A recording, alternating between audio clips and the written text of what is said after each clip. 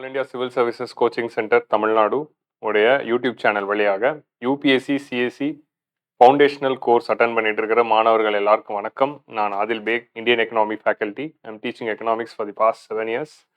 So நம்ம UPSC படிக்கிற மாணவர்களுக்கு ஒரு ஃபவுண்டேஷனல் கோர்ஸ் கொடுக்குறோம். அதாவது நான் பிகினர், இப்போ தான் நான் யூபிஎஸ்சி ப்ரிப்பரேஷன் ஆரம்பிக்கிறேன் அப்படின்னு யார் சொன்னாலும் அவங்களுக்கு இந்த ஒரு கோர்ஸை அட்டன் பண்ணால் ஒரு strong foundation in polity, history, geography, economy and environment கிடைக்கும். ஸோ அந்த கோர்ஸோடைய எக்கனாமிக்ஸ் பார்ட்டை நான் ஹேண்டில் பண்ணுறேன். ஸோ நம்ம ஒரு 30 to 40 வீடியோஸ் பிளான் பண்ணியிருக்கோம். ஸோ கோர்ஸ் எப்படி போகுது அப்படிங்கிறத வச்சு நம்ம டியூரேஷன் முடிவு பண்ண போகிறோம். ஸோ அதில் இன்னைக்கு நம்ம ஆல்ரெடி 3 வீடியோஸ் பார்த்தாச்சு. ஸோ இந்த வீடியோவில் நம்ம 4th வீடியோ. ஸோ செஷன் 4ல் நம்ம 10th NCERT பார்க்க போகிறோம். ஸோ ஆல்ரெடி செஷன் 1ல் நம்ம இன்ட்ரோடக்ஷன் டு எக்கானமி, அதோட syllabus and pattern and the சோர்சஸ்லாம் பார்த்தோம் அண்ட் ஸ்ட்ராட்டஜி பார்த்தோம். செஷன் 2 அண்ட் செஷன் 3ல் நம்ம 9th NCERT டீட்டெயில்டாக டிஸ்கஸ் பண்ணியிருக்கோம். ஸோ 9th NCERT சொல்லப்பட்டிருக்க எல்லா கான்செப்ட்ஸும் செஷன் 2 and 3ல் டிஸ்கஸ் பண்ணோம். இப்போ செஷன் 4 அண்ட் செஷன் 5ல் 10th NCERT, அதாவது அண்டர்ஸ்டாண்டிங் டெவலப்மெண்ட் அப்படின்ற 10th NCERT எடுத்து அதை நம்ம டீட்டெயில்டாக டிஸ்கஸ் பண்ண போகிறோம். ஸோ 10th ஸ்டாண்டர்ட் NCERT இதுதான், understanding development. So understanding development அப்படிங்கிற இந்த NCERTல மொத்தம் 5 சாப்டர்ஸ் இருக்கு. ஸோ இந்த NCERTல இந்த 5 சாப்டர்ஸை பார்ட் செஷன் 3, 4 அண்ட் செஷன் 5ல டீட்டெயில்டாக டிஸ்கஸ் பண்ண போகிறோம்.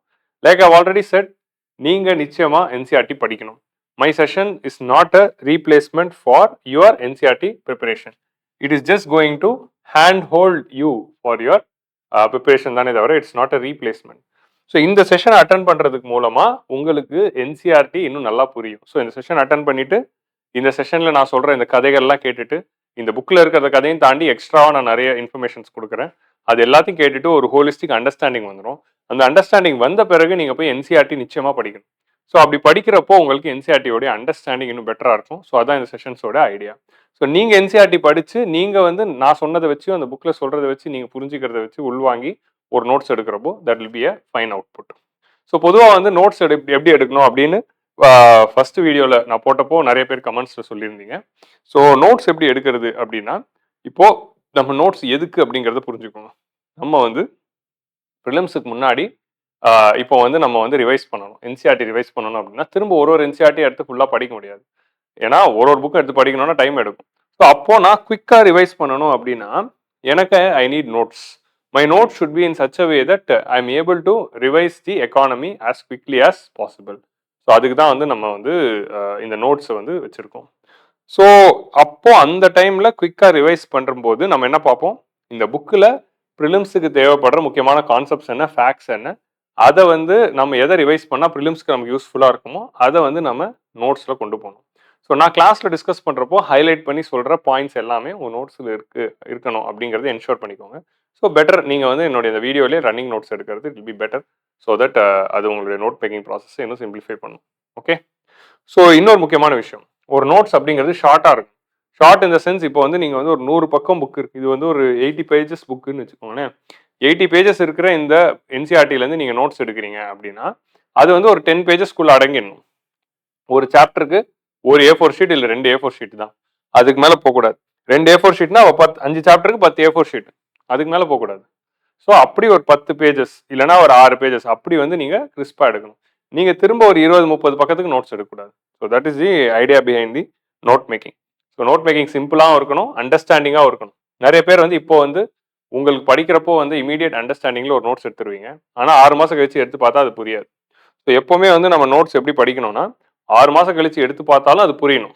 ஸோ அப்போ உங்களுக்கு ஞாபகம் இருக்கிறத நம்ம நோட்ஸ் எழுத மாட்டோம், எது நம்ம மறந்துடுவோம்னு நினைக்கிறோமோ அதை மட்டும் எழுதுவோம். அப்படி இல்லாமல் எப்போ எடுத்து பார்த்தாலும் ஃபுல் கான்செப்ட் சொல்கிற மாதிரி அந்த நோட்ஸ் இருக்கணும். ஸோ இதெல்லாம் ஒரே நாளில் வந்துடாது, நோட்ஸ் எடுக்க தான் வரும். So trial and error process அது. ஸோ நீங்கள் நோட்ஸ் எடுக்க பழக தான் நீங்கள் பெட்டர் நோட் மேக்கர் ஆவீங்க. நீங்கள் ஃபஸ்ட் டைம் எடுக்கிற நோட்ஸ் எப்போவுமே பெஸ்ட் நோட்ஸாக இருக்காது. ஓகே. அண்ட் இன்னொரு முக்கியமான விஷயம், வாட்டி படிக்கிறப்போ நோட்ஸ் எடுக்கக்கூடாது. எப்போவும் நம்ம ஃபர்ஸ்ட் ஒரு டைம் படிச்சுட்டு அந்த கான்செப்டை ஒரு ஃபுல் புக் இப்போ நீங்கள் படிக்கிறீங்கன்னா அந்த ஃபுல் புக்கையும் ஒரு வாட்டி படிச்சு முடிச்சிடணும்.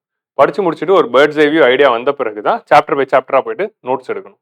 ஓகே. இப்போ உங்களுக்கு அந்த பேர்ட்ஸ் ஐ வியூ ஐடியா அந்த வீடியோலே கிடைக்கிறதுனால இந்த வீடியோ படித்து முடிச்சோடனே நீங்கள் சாப்டர் பை சாப்டர் படித்து டேரெக்டாக நோட்ஸ் எடுக்கலாம். So with this note will start the session. So இந்த 10th புக்ல மொத்தம் 5 சாப்டர் இருக்கு. ஃபர்ஸ்ட் சாப்டர், ஸோ இது புக்கோட பேரே வந்து அண்டர்ஸ்டாண்டிங் டெவலப்மெண்ட். அண்டர்ஸ்டாண்டிங் டெவலப்மெண்ட்னா என்ன அப்படின்னா, டெவலப்மெண்ட்னா என்ன அப்படிங்கறது புரிஞ்சுக்க ட்ரை பண்றோம் இந்த புக்ல. இப்போ டெவலப்மெண்ட்னா என்ன? மக்களுடைய முன்னேற்றம். ஸோ மக்களுடைய முன்னேற்றம்னா என்ன? அவங்களுடைய வாழ்க்கை தரத்துல ஒரு அடுத்த லெவல் முன்னேற்றம். ஸோ அந்த டெவலப்மெண்ட்னா என்ன, அது எப்படி புரிஞ்சுக்கலாம், அது எப்படி வந்து நம்ம வேரியஸ் டிஃப்ரெண்ட் மீனிங் வச்சிருக்கோம், வேரியஸ் டிஃப்ரெண்ட் அண்டர்ஸ்டாண்டிங் வச்சிருக்கோம் அப்படிங்கிறது தான் வந்து அண்டர்ஸ்டாண்டிங் டெவலப்மெண்ட் அப்படிங்கிற சாப்டர்ல பார்க்க போறோம். அதில் ஃபர்ஸ்ட் சாப்டர்ல டெவலப்மெண்ட்னா என்ன, ஒருத்தருக்கு டெவலப்மெண்ட் என்ன மீனிங் கொடுக்குது, அண்ட் டெவலப்மெண்ட் வந்து ஃபார் எக்ஸாம்பிள் எப்படி நம்ம மெஷர் பண்றோம், அது எப்படி வந்து ஆரம்பத்தில் ஜிடிபி அப்படிங்கிற மெத்தட்ல ஆரம்பிச்சு over the period of time அது இவால்வ் ஆச்சு அப்படிங்கிறத இந்த ஃபர்ஸ்ட் சாப்டர்ல நம்ம பார்க்க போறோம். ரெண்டாவது சாப்டர்ல செக்டர்ஸ் ஆஃப் எக்கனாமி பார்க்க போறோம். செக்டர்ஸ் ஆஃப் எக்கனாமில வந்து நம்ம வந்து எக்கனாமி வந்து நம்ம 3 விதமா பிரிக்கணும், primary, secondary and tertiary. So பிரைமரினா என்ன, செகண்டரினா என்ன, டெர்ஷரினா என்ன, இந்தியன் எக்கனாமில இந்த 3 செக்டருடைய ஷேர் என்னென்ன அப்படிங்கிறது தான் வந்து நம்ம இந்த செகண்ட் சாப்டர்ல பார்க்க போறோம். தேர்ட் சாப்டர்ல நம்ம என்ன பார்க்க போறோம் அப்படின்னா money and credit. Money and கிரெடிட்ல நம்ம மணினா என்ன, கிரெடிட்னா என்ன, அதாவது லோன்ஸ்னா என்ன, பேங்கிங் சிஸ்டம்னா என்ன, பேங்கிங் சிஸ்டமோட பர்பஸ் என்ன, whether banking system is accessible and available to all, so banking system ஆக்சசபிளா இல்லாதனால என்னென்ன சேலஞ்சஸ் இருக்கு அப்படிங்கிறது தான் வந்து நம்ம தேர்ட் சாப்டர்ல பார்க்க போறோம். Fourth chapter globalisation of Indian economy.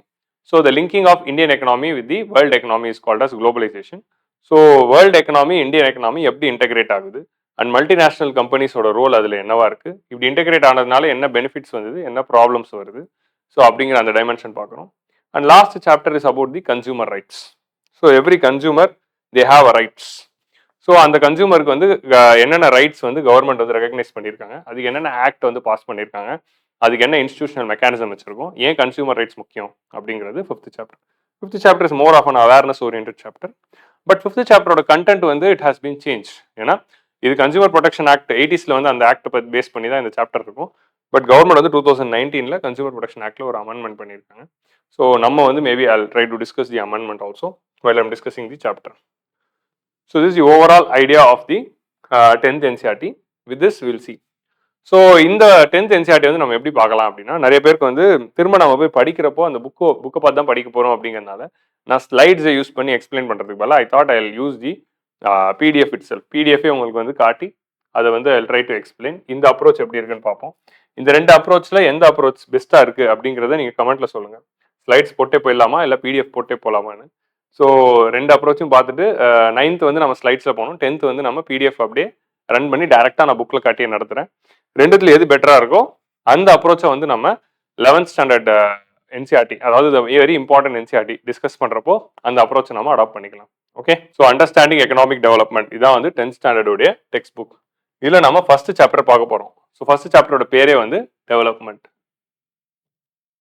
So டெவலப்மெண்ட்னா என்ன அப்படிங்கிறத வந்து ஃபர்ஸ்ட் சாப்டர் வந்து டிஸ்கஸ் பண்ணும்போது, so development has different meaning to different groups of people. So development வந்து ரிச்சுக்கு ஒரு மீனிங் கொடுத்துருக்கு, புவருக்கு ஒரு மீனிங் வந்து கொடுத்துருக்கு. ஸோ இதில் இருக்க டயக்ராம்ஸே வந்து பயங்கர பொலிட்டிக்கலாக இருக்கும். ஸோ ஒர்க்கிங் கிளாஸ் மேலே அவங்களுடைய எஃபர்ட்னால அது மேலே தான் வந்து கார்பரேட் கிளாஸ் வந்து உட்காந்துக்கிட்டு இருக்கு அப்படிங்கிறத ஒரு மிகப்பெரிய inequality and problems in our economic ஸ்ட்ரக்சரை காட்டுற மாதிரி ஒரு டயக்ராமோட தான் ஃபர்ஸ்ட் எடுத்த உடனே ஆரம்பிக்குது. ஸோ சாப்டர் எப்படி ஆரம்பிக்கும் அப்படின்னா, வாட் இஸ் டெவலப்மெண்ட். இப்போ எப்படி பாவர்ட்டி சாப்டர் நம்ம 9th புக்ல பார்க்குறப்போ வாட் இஸ் பாவர்ட்டின்னு அப்படின்னு இந்த கொஸ்டினோட ஆரம்பிச்சதோ, அதே மாதிரி இதில் வந்து வாட் இஸ் டெவலப்மெண்ட் அப்படிங்கிற இந்த கொஸ்டினோட தான் ஆரம்பிக்கும். ஸோ டெவலப்மெண்ட்னா என்ன அப்படிங்கிற இந்த கொஸ்டின்ல இப்போ நம்ம டெவலப்மெண்ட்னா என்ன, it is the advancement of the people. ஆனால் டெவலப்மெண்ட் அப்படிங்கிறது ஒருத்தருக்கும் ஒரு மீனிங் கொடுக்குது. இப்போ நீங்க வந்து ஒரு லேண்ட்லெஸ் லேபரர் கிட்ட போயிட்டு டெவலப்மெண்ட்னா என்ன அப்படின்னு கேட்டீங்கன்னா அவர் வந்து ஒரு மீனிங் சொல்றாரு. ஒரு லேண்ட்லெஸ் ரூரல் லேபர் வந்து என்ன சொல்றாரு, லேண்ட்லெஸ் ரூரல் லேபரர் பொறுத்த வரைக்கும் அவர்கிட்ட லேண்ட் இல்லை, அவர் இன்னொரு ஃபார்ம்ல போய் வேலை செய்ய தான் போறாரு. அவர் என்ன சொல்றாரு, மோர் டேஸ் ஆஃப் ஒர்க், எனக்கு நிறைய நாள் வந்து ஒர்க் இருந்தா பெட்டரா இருக்கும் அப்படிங்கிற மாதிரி வந்து அவர் நினைக்கிறாரு. நிறைய டேஸ் ஆஃப் ஒர்க் இருக்கணும் வித் பெட்டர் வேஜஸ், நிறைய எனக்கு சம்பளம் கிடைக்கணும். ஸோ பெட்டர் வேஜஸ் இருந்தால் தான் நான் என் பசங்களை நல்லா பார்த்துக்க முடியும். And there is no social discrimination, மக்கள் என்ன டிஸ்கிரிமினேட் பண்ணக்கூடாது அப்படிங்கிற மாதிரி வந்து அவர் யோசிக்கிறாரு. இதுவே லேண்ட்லெஸ் லேபரர் வந்து எனக்கு நிறைய சம்பளம் வரணும், நிறைய வேலை வரணும் அப்படின்னு கேட்கிறாரு. ஆனா அதுவே வந்து ஒரு ப்ராஸ்பரஸான ஃபார்மர் வந்து பஞ்சாப்ல இருக்கவர் என்ன நினைக்கிறாரு அப்படின்னு பாத்தீங்கன்னா, ப்ராஸ்பரஸான ஃபார்மர்னா ஒரு பணக்கார ஃபார்மர். அவர் என்ன சொல்றாருன்னா, அஷோர்ட் அ ஹை ஃபேமிலி இன்கம், அவரோட ஃபேமிலிக்கு ஹை இன்கம் வரணும், ஹை சப்போர்ட் பிரைசஸ், எம்எஸ்பி வந்து அதிகமா வந்து கொடுக்கணும். Through hard working. ஆனா அவரோட லேபரர்ஸ் வந்து சீப் லேபரர்ஸா இருக்கணும் அப்படின்றாரு. சீப் லேபரர்ஸ்னா என்ன அப்படின்னா, கம்மி சம்பளம் வாங்கிட்டு வேலை செய்யற லேபரர்ஸ் எனக்கு வேணும் அப்படின்னு சொல்றாரு. ஸோ இப்போ இவங்களுக்குள்ளேயே வந்து இவரோட பசங்களை ஃபாரின்ல படிக்க வைக்கணும் அப்படின்னு ஆசைப்படுறாரு. இவர் வந்து என்ன சொல்றாரு, லோக்கல் ஸ்கூல்ல டீசென்டான எஜுகேஷன் கொடுக்கணும்னு ஆசைப்படுறாரு. ஆனா இவர் வந்து அவங்களோட பசங்களை ஃபாரின்ல அனுப்பணும் அப்படின்னு ஆசைப்படுறாரு. ஸோ இந்த மாதிரி ஒருத்தருக்கும் வந்து அஹ், அஹ், ஒரு விதமான அப்ஜெக்டிவ் இருக்கு. ஸோ இதுல நீங்க வந்து என்ன புரிஞ்சுக்கணும் அப்படின்னா, ஸோ இதுல நீங்க என்ன முக்கியமான டிஃபரன்ஸ் வந்து நீங்க பாக்குறீங்க அப்படின்னா, ஜஸ்ட் செகண்ட். இப்போ வந்து ஒரு லேண்ட்லெஸ் லேபரரை பொறுத்த வரைக்கும் அவருக்கு என்ன தேவை அப்படின்னா, நிறைய சம்பளம் வேணும்னு கேட்கிறாரு. ஆனா அதுவே ஒரு பணக்கார ஃபார்மர் வந்து என்ன கேட்கிறாரு, சீப் லேபர் வேணும்னு சொல்றாரு. அப்போ இவரை பொறுத்த வரைக்கும் டெவலப்மெண்ட் நிறைய சம்பளம், இவரை பொறுத்த வரைக்கும் டெவலப்மெண்ட்னா நிறைய லாபம். இப்போ முதலாளிக்கு நிறைய லாபம் வேணும்னா அப்போ தொழிலாளி கம்மி சம்பளத்துல வேலை செய்யணும். ஸோ அப்போ டெவலப்மெண்ட்னா என்ன அப்படிங்கிறதே வந்து ஒவ்வொரு மனிதனுக்கும் வந்து டெஃபினிஷன் மாறுது. So like poverty, development is also multi dimensional in nature அப்படின்னு சொல்றாங்க. மற்றவங்களுக்குலாம் என்ன ஆசை இருக்கும் அப்படிங்கிறத நீங்களே ஃபில்அப் பண்ணுங்க அப்படின்னு ஸ்கூல் பசங்களுக்கு ஒரு எக்ஸசைஸ் கொடுத்துருக்காங்க. நீங்க படிக்கிறப்போ நீங்களும் பண்ணலாம். So they seek things that are most important to them, which can fulfill their aspirations or desires. So in fact, at times two peoples or groups may seek to different things. So அவங்களுக்கு வந்து ரெண்டு different விஷயங்கள் வந்து இருக்கலாம். So different person can have different developmental goals அப்படிங்கிறது வந்து இதுல இருந்து தெரியுது. ஒருத்தருக்கு ஒரு ஒன்று இருக்கலாம். What may be development for one may not be development for other. ஒருத்தர் வந்து டெவலப்மெண்ட் நினைக்கிறது இன்னொருத்தருக்கு டெவலப்மெண்டா இல்லாம கூட போகலாம். ஸோ இந்த மாதிரி வந்து டிஃப்ரெண்ட் கைண்ட் ஆஃப் ஆஸ்பெக்ட்ஸ் இருக்கு அப்படின்னு சொல்றாங்க. ஸோ இப்போ இந்த டெவலப்மெண்ட்டை வந்து நம்ம எப்படி மெஷர் பண்றது அப்படின்னு பாக்குறப்போ, அப்போ டெவலப்மெண்ட்னா வெறும் இன்கம் தானா அப்படிங்கிற மாதிரி யோசிக்கிறோம். இப்போ வந்து ஒருத்தர் என்ன சொல்றாரு, எனக்கு நிறைய சம்பளம் வரணும் அப்படின்றாரு. ஓனர் என்ன சொல்றாரு, நிறைய லாபம் வரணும் அப்படின்றாங்க, பிசினஸ் கிளாஸ். பட் வெறும் சம்பளமும் லாபமும் தான் டெவலப்மெண்டா அப்படின்னு பார்த்தா கிடையாது. சீக்கிங் மோர் இன்கம், அதையும் தாண்டி வந்து people also wants equal treatment.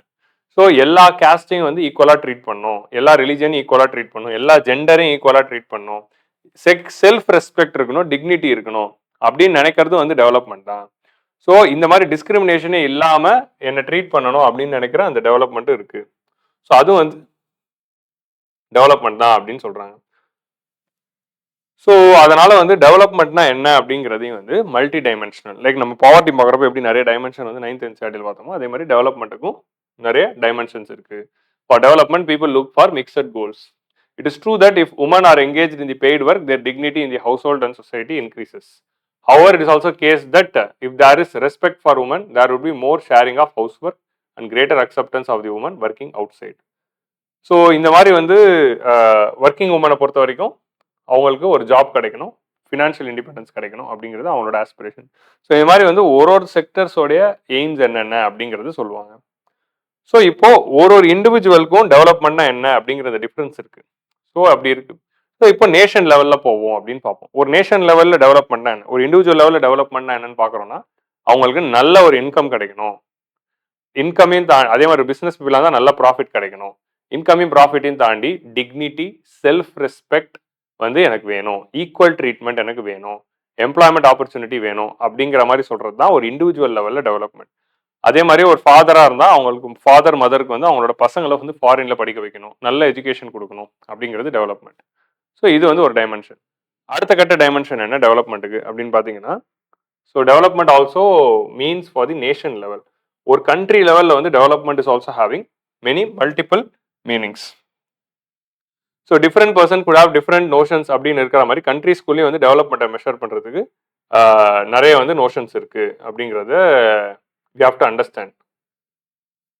So first வந்து இந்த டிஃபரன்சஸ் வந்து எப்படி வருது அப்படின்னு பார்த்தீங்கன்னா என்னென்னலாம் இருக்கு. ஸோ ஃபர்ஸ்ட் வந்து நீங்க பார்த்தீங்கன்னா டெவலப்மெண்ட்டை மெஷர் பண்றதுக்கு ஃபர்ஸ்ட் வந்து வி ஹேட் திஸ் ஐடியா. நான் வந்து உங்களுக்கு ஜஸ்ட் வந்து ஒரு கண்ட்ரியோட டெவலப்மெண்ட் வந்து நம்ம மெஷர் பண்றதுக்கு என்னென்ன டூல்ஸ் இருந்துச்சு அப்படிங்கிறத பார்ப்போம்.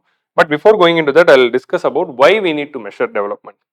இப்போ வந்து நம்ம வந்து ஒரு கண்ட்ரியோட டெவலப்மெண்ட்டை ஏன் மெஷர் பண்ணணும் அப்படிங்கிறத புரிஞ்சுக்கலாம்.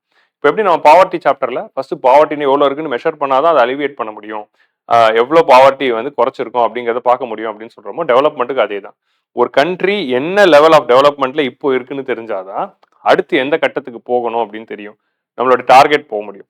அதே மாதிரி ஒரு கண்ட்ரியை இன்னொரு கண்ட்ரியோட கம்பேர் பண்றப்போ தான் இந்த கண்ட்ரியோட நிலைமை என்னன்னு தெரியும். இப்போ ஃபார் எக்ஸாம்பிள் ஒரு கண்ட்ரியோ ஹையஸ்ட் டெவலப்டு கண்ட்ரியோட கம்பேர் பண்ணும்போது தான் இது டெவலப்டா, அண்டர் டெவலப்டா, இல்லை டெவலப்பிங்கா அப்படிங்கிறது தெரியும். ஸோ நம்ம இன்னொரு கண்ட்ரியோட கம்பேர் பண்ணிக்கிறதுக்காகவும் நம்மளுடைய பாலிசி மேக்கிங்காகவும் இன்னும் நம்ம எங்க இருக்கோம் நம்மளுடைய கோல்ஸ்ல அப்படிங்கிறதுக்காகவும் we need to have the development. So அதை மெஷர் பண்றதுக்கு நிறைய இண்டிகேட்டர்ஸ் வந்து இருக்கு. ஸோ அந்த இண்டிகேட்டர்ஸ் என்னென்ன? ஸோ அந்த இண்டிகேட்டர்ஸ் தான் வந்து ஃபர்ஸ்ட் வந்து அதில் வந்தது தான் வந்து நேஷனல் இன்கம். ஃபர்ஸ்ட் வந்து அதில் வருது வந்து நேஷனல் இன்கம். நேஷனல் இன்கம் அப்படின்னா இங்க என்ன சொல்றாங்க அப்படின்னா ஜிடிபி. ஜிடிபி அப்படிங்கிற இண்டிகேட்டர் வருது. So what is GDP? So ஜிடிபினா என்ன அப்படின்னா total value of all final goods and services produced in an economy அப்படிங்கிறதா வந்து நம்ம ஜிடிபி அப்படின்னு சொல்றோம். ஸோ ஜிடிபி அப்படின்னா என்னன்னா நேஷனல் இன்கம் அப்படின்னு சொல்றோம். ஒரு என்டையர் கண்ட்ரியோட டோட்டல் இன்கம். ஒரு country as a whole total எவ்வளோ இன்கம் சம்பாதிக்குது அப்படிங்கிறது தான் ஜிடிபி. ஸோ இதை வச்சுக்கிட்டு whichever country is having the highest GDP is consider to be the most developed அப்படிங்கிற மாதிரி சொல்றோம். ஸோ இதான் வந்து ஜிடிபி பேசிக் கால்குலேஷன். ஸோ ஜிடிபினா என்ன? Total value of all goods and services produced in an economy in 1 year. So அந்த எக்கானமில ஒரு வருஷத்துல எவ்வளோ amount of goods and services produce ஆயிருக்கு அப்படிங்கிறதோடைய டோட்டல் வேல்யூ தான் வந்து நம்ம ஜிடிபிக்குள்ள கொண்டு வரோம். ஸோ இதான் வந்து ஜிடிபி. ஸோ அப்போ ஒரு நாட்டில் எவ்வளோ ப்ரொடக்ஷன் உற்பத்தி நடக்குது அப்படிங்கிறது டெவலப்மெண்ட்டுக்கு ஒரு இண்டிகேட்டரா வைக்கிறோம். ஒரு நாட்டில் வந்து நிறைய உற்பத்தி, அதாவது நிறைய production of goods and services நடக்குது. So production of goods and services எங்கே நடக்கும்? ப்ரொடக்ஷன் ஆஃப் கூட்ஸ் வந்து அக்ரிகல்ச்சர்லையும் இண்டஸ்ட்ரீஸ்லையும் நடக்குது. ப்ரொடக்ஷன் ஆஃப் சர்வீசஸ் வந்து டெர்ஷரி செக்டர்ல நடக்குது. ஸோ அக்ரிகல்ச்சர் நிறைய உற்பத்தி நடந்தாலும், இண்டஸ்ட்ரியில் நிறைய ப்ரொடக்ஷன் நடந்தாலும், சர்வீஸ் செக்டரில் நிறைய சர்வீசஸ்க்கான ப்ரொடக்ஷன் நடந்தாலும் அந்த கண்ட்ரி வந்து ஓட ஜிடிபி அதிகமாகும், நேஷனல் இன்கம் அதிகமாகும்னு பார்க்கணும். எந்த கண்ட்ரி அதிக நேஷனல் இன்கம் இருக்கோ அவங்க மோர் டெவலப், எந்த கண்ட்ரி கம்மி நேஷனல் இன்கம் இருக்கோ அவங்க லெஸ் டெவலப் அப்படிங்கிற இந்த ஐடியாவுக்கு வரும். ஸோ இந்த ஜிடிபியை வச்சு நம்ம கண்ட்ரியை வந்து மெஷர் பண்ணி பார்க்குறப்போ சைஸ் ஆஃப் தி ஜிடிபி வச்சு நம்ம கண்ட்ரி வந்து எது டெவலப்டு இல்லைன்னு சொல்றோம். பட் இந்த மெஷர்ல வந்து ஒரு ப்ராப்ளம் இருக்கு. என்ன ப்ராப்ளம் அப்படின்னு பார்த்தீங்கன்னா, இப்போ இந்தியாவே ஒரு எக்ஸாம்பிளா எடுப்போம். India is the 5th largest economy. இப்போ எங்க ஜிடிபி வைஸ் நீங்க ஒரு நாட்டை வந்து லிஸ்ட் பண்ணீங்கன்னா இந்தியா வந்து 5வது largest economy in the world. So நமக்கு முன்னாடி யார் இருக்கா? யுஎஸ்ஏ, சைனா, ஜப்பான், ஜெர்மனி, அப்புறம் 5வது வந்து இந்தியா. ஸோ அப்போ நம்ம 5வது லார்ஜஸ்ட் எக்கனாமி ஆஃப் தி வேர்ல்டா இருக்கும். ஸோ இப்போ இதை வச்சு பார்க்குறப்போ நமக்கு பின்னாடி தான் யூகே இருக்கு, நமக்கு பின்னாடி தான் நிறைய யூரோப்பியன் கண்ட்ரிஸே இருக்கு. ஸோ அப்படி இருக்கிறப்போ அப்போ நம்ம அந்த யூரோப்பியன் கண்ட்ரிஸோட அதிக டெவலப்டா, இப்போ நம்ம வந்து யூகேவை விட அதிக ஜிடிபி வச்சிருக்கோம். யூகே தான் முன்னாடி 5th இருந்தது, நம்ம 6th இருந்தோம். இப்போ யூகேவை பீட் பண்ணி தான் நம்ம 5th போயிருக்கோம். 2030க்குள்ள நம்ம வந்து 3rd ஆயிடுவோம் அப்படின்றாங்க. 2030 2040க்குள்ள 3rd ஆயிடுவோம்னா நம்ம ஜப்பானையும் ஜெர்மனியும் பீட் பண்ணிடுவோம். அப்போ நம்ம 3rd லார்ஜஸ்ட் எக்கானமியா ஜிடிபியில் ஆகிறப்போ does it mean that we are more developed then Japan or Germany or UK? Not at all. So just ஒரு நாட்டோடைய ஜிடிபியோட சைஸை வச்சே அந்த நாடு டெவலப்டா இல்லையா அப்படின்னு சொல்ல முடியாது. ஒரு நாட்டில் நிறைய பாப்புலேஷன் இருந்தால் மோர் எக்கனாமிக் ஆக்டிவிட்டி நடந்து டெவலப்மெண்ட் வர ஜிடிபி வர்றது வாஸ்தவம் தான். ஸோ அதை வச்சு அது டெவலப்மெண்ட் சொல்லிட முடியாது. இப்போ ஃபார் எக்ஸாம்பிள் நம்ம other social sector indicators, life expectancy, infant mortality, maternal mortality, sex ratio, அப்புறம் இந்த மாதிரியான இண்டிகேட்டர்ஸ்லாம் எடுத்து பார்க்குறப்போ இந்தியா வந்து பல நாடுகளோட பின்னாடி தான் இருக்கு. ஸோ அப்படி பார்க்குறப்போ வெறும் டோட்டல் ஜிடிபி சைஸை வச்சு டெவலப்மெண்ட்டை மெஷர் பண்ண முடியாது. ஸோ அப்போ அதுக்கு அடுத்த லெவலில் வர்றது என்னது? அடுத்த லெவலில் வந்து வர்றதுதான் பெர் கேபிட்டா இன்கம்.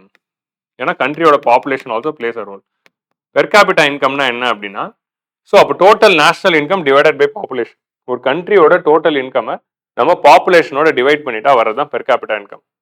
ஸோ அப்போ என்ன ஆயிடுது? பாப்புலேஷனுக்கு ஏற்ற மாதிரி மாறி போயிடுது. இப்போ என்ன சொல்றாங்க, இந்தியாவில் வந்து என்னதான் 5th லார்ஜஸ்ட் எக்கனாமியா இருந்தாலும் 140 கோடி மக்கள் இருக்காங்க. 140 கோடி மக்கள் இருக்கிறதுனால அது டிவைட்ல போட்டால் நம்ம பெர் கேபிட்டா இன்கம் வைஸ் நம்ம இந்தியாவை அரேஞ்ச் பண்ணால் நம்ம 100வது இடத்துக்கு போயிடும் ஆட்டோமேட்டிக்கா. ஸோ அப்போ ஒரு தனிநபர் வருமானம் எவ்வளோ இருக்கு சராசரி அப்படின்னு பார்க்கும்போது பெர் கேபிட்டா இன்கம்ல will go to almost 100th position. So அதை வச்சு வந்து நம்ம மெஷர் பண்ணலாம். So total GDP divided by population போட்டு ஒரு ஆவரேஜ் பர்சனுடைய இன்கம் எவ்வளோ அப்படிங்கிறத வச்சு நம்ம ஒரு கண்ட்ரியோட டெவலப்மெண்ட் எவ்வளோ அப்படிங்கிறது மெஷர் பண்ணலாம். ஸோ இது வந்து அடுத்த இண்டிகேட்டரா இவால்வ் ஆகுது. ஸோ அப்போ இது அடுத்த இண்டிகேட்டரா இருந்தால் இப்போ இது வந்து சரியான இண்டிகேட்டரா அப்படிங்கிறது கொஸ்டின் வருது. பெர் கேபிட்டா இன்கம் வச்சு பார்க்குறப்போ நம்ம அதை வச்சு கண்ட்ரியை வந்து lower income, middle income, higher income அப்படின்னு சொல்கிறோம். Lower income, so world Bank வந்து வேர்ல்டு டெவலப்மெண்ட் ரிப்போர்ட் அப்படிங்கிற ரிப்போர்ட்டை ரிலீஸ் பண்ணுறாங்க. அந்த ரிப்போர்ட் படி பார்த்தீங்கன்னா கண்ட்ரியை வந்து இதெல்லாம் என்சிஆர்டியில் தான் இருக்கும். Lower income, lower middle income, Appar middle income, higher income. So lower middle Appar அப்படின்னு 3ஆ பிரிக்கிறாங்க, ஹையர் அப்படின்னு பிரிக்கிறாங்க. மிடில் இன்கம் 2ஆ பிரிக்கிறாங்க, lower middle income, higher middle income. So low income, middle income, high income அப்படின்னு வேர்ல்ட் பேங்க் வந்து பிரிக்குது based on per capita income. So middle income வந்து நம்ம upper middle income, lower middle income அப்படின்னு பிரிக்கணும். So இதை வச்சு பார்க்குறப்போ $1100 கீழே சம்பாதிக்கிற கண்ட்ரி எல்லாம் லோவர் இன்கம். $1100 $4500 வரைக்கும் சம்பாதிக்கிற கண்ட்ரி எல்லாம் லோவர் மிடில் இன்கம். $4,500 $14,000 வரைக்கும் சம்பாதிக்கிற கண்ட்ரி எல்லாம் அப்பர் மிடில் இன்கம். $14,000 மேல பெர் கேபிட்டா இன்கம் இருந்தா அவங்க ஹையர் இன்கம் கண்ட்ரி. ஸோ இந்தியாவுடைய பெர் கேபிட்டா இன்கம் வந்து கிட்டத்தட்ட 2,700 இருக்கு. ஸோ 2,700 இருக்கிறதுனால நம்ம 4,500 கீழே இருக்கிறதுனால நம்ம லோவர் மிடில் இன்கம் கண்ட்ரியா இருக்கும். ஸோ வேர்ல்ட் பேங்கோடைய ரிப்போர்ட் படி. So this is called as the per capita income method. But இதுல என்ன பிரச்சனை இருக்கு அப்படின்னா, பெர் கேபிட்டா இன்கம்னா என்ன? நாட்டோடைய total GDP divided by population. So இது வந்து சரியான டூலா அப்படின்னு பார்த்தீங்கன்னா என்ன ஆகிடும் அப்படின்னா, ரிச் பீப்புள் மட்டுமே கண்ட்ரியில் நிறைய ஏர்ன் பண்ணிக்கிட்டு இருந்தாலே நாட்டோட ஜிடிபி அதிகமாகிடும். ஸோ அப்போ ஆவரேஜ் வேல்யூவில் நம்ம இந்த ஹையர் பீப்புளோட இன்கம் வந்து ஹையராக இருக்கிறதுனால அதோட ஆவரேஜ் எடுக்கிறப்போ ஆட்டோமேட்டிக்காக கண்ட்ரியோட ஆவரேஜ் வந்து ஹையராகவே காட்டும். ஸோ அப்படி இருக்கிறதுனால rich will be getting richer and poor will become poorer, but still country's GDP and per capita income might rise. So இந்த ஃபினாமினன் இருக்கு. இப்போ வந்து பாப்புலேஷன் கான்ஸ்டன்டா இருக்கும் பட்சத்தில் ரிச் பீப்புள் அதிகமாக சம்பாதிக்கும் போது அவங்களோட இன்கம் ஹையா இருக்கிறப்போ அவங்களோட இன்கம் மட்டும் உயர்ந்துட்டாலே கண்ட்ரியோட பெர் கேபிட்டா இன்கம் அதிகமாகிடும். ஸோ அதை வச்சு நம்ம கண்ட்ரி டெவலப்டுன்னு சொல்லிட முடியாது. எல்லாருக்கும் அந்த இன்கம் போய் சேர்றதில்ல. வெறும் ரிச் பீப்புள் மட்டும் ஏர்ன் பண்ணிட்டாலே ஹை பெர் கேபிட்டா இன்கம் ஒரு கண்ட்ரிக்கு வந்துடும். ஸோ அதை வச்சு நம்ம டெவலப்டுன்னு எப்படி சொல்ல முடியும்?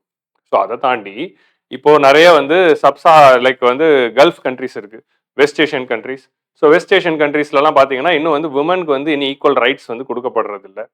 இப்போ ஈரான்லலாம் பார்த்தீங்கன்னா வந்து நிறைய ரெஸ்ட்ரிக்ஷன்ஸ் இருக்கு விமனுக்கு. ஆப்கானிஸ்தானில் நீங்கள் இன்னும் பார்த்துருப்பீங்க. இப்போ இந்த கல்ஃப் கண்ட்ரீஸ்லாம் வந்து பார்த்தீங்கன்னா per capita income is very high. But வந்து விமன் எம்பவர்மெண்ட் இருக்கா?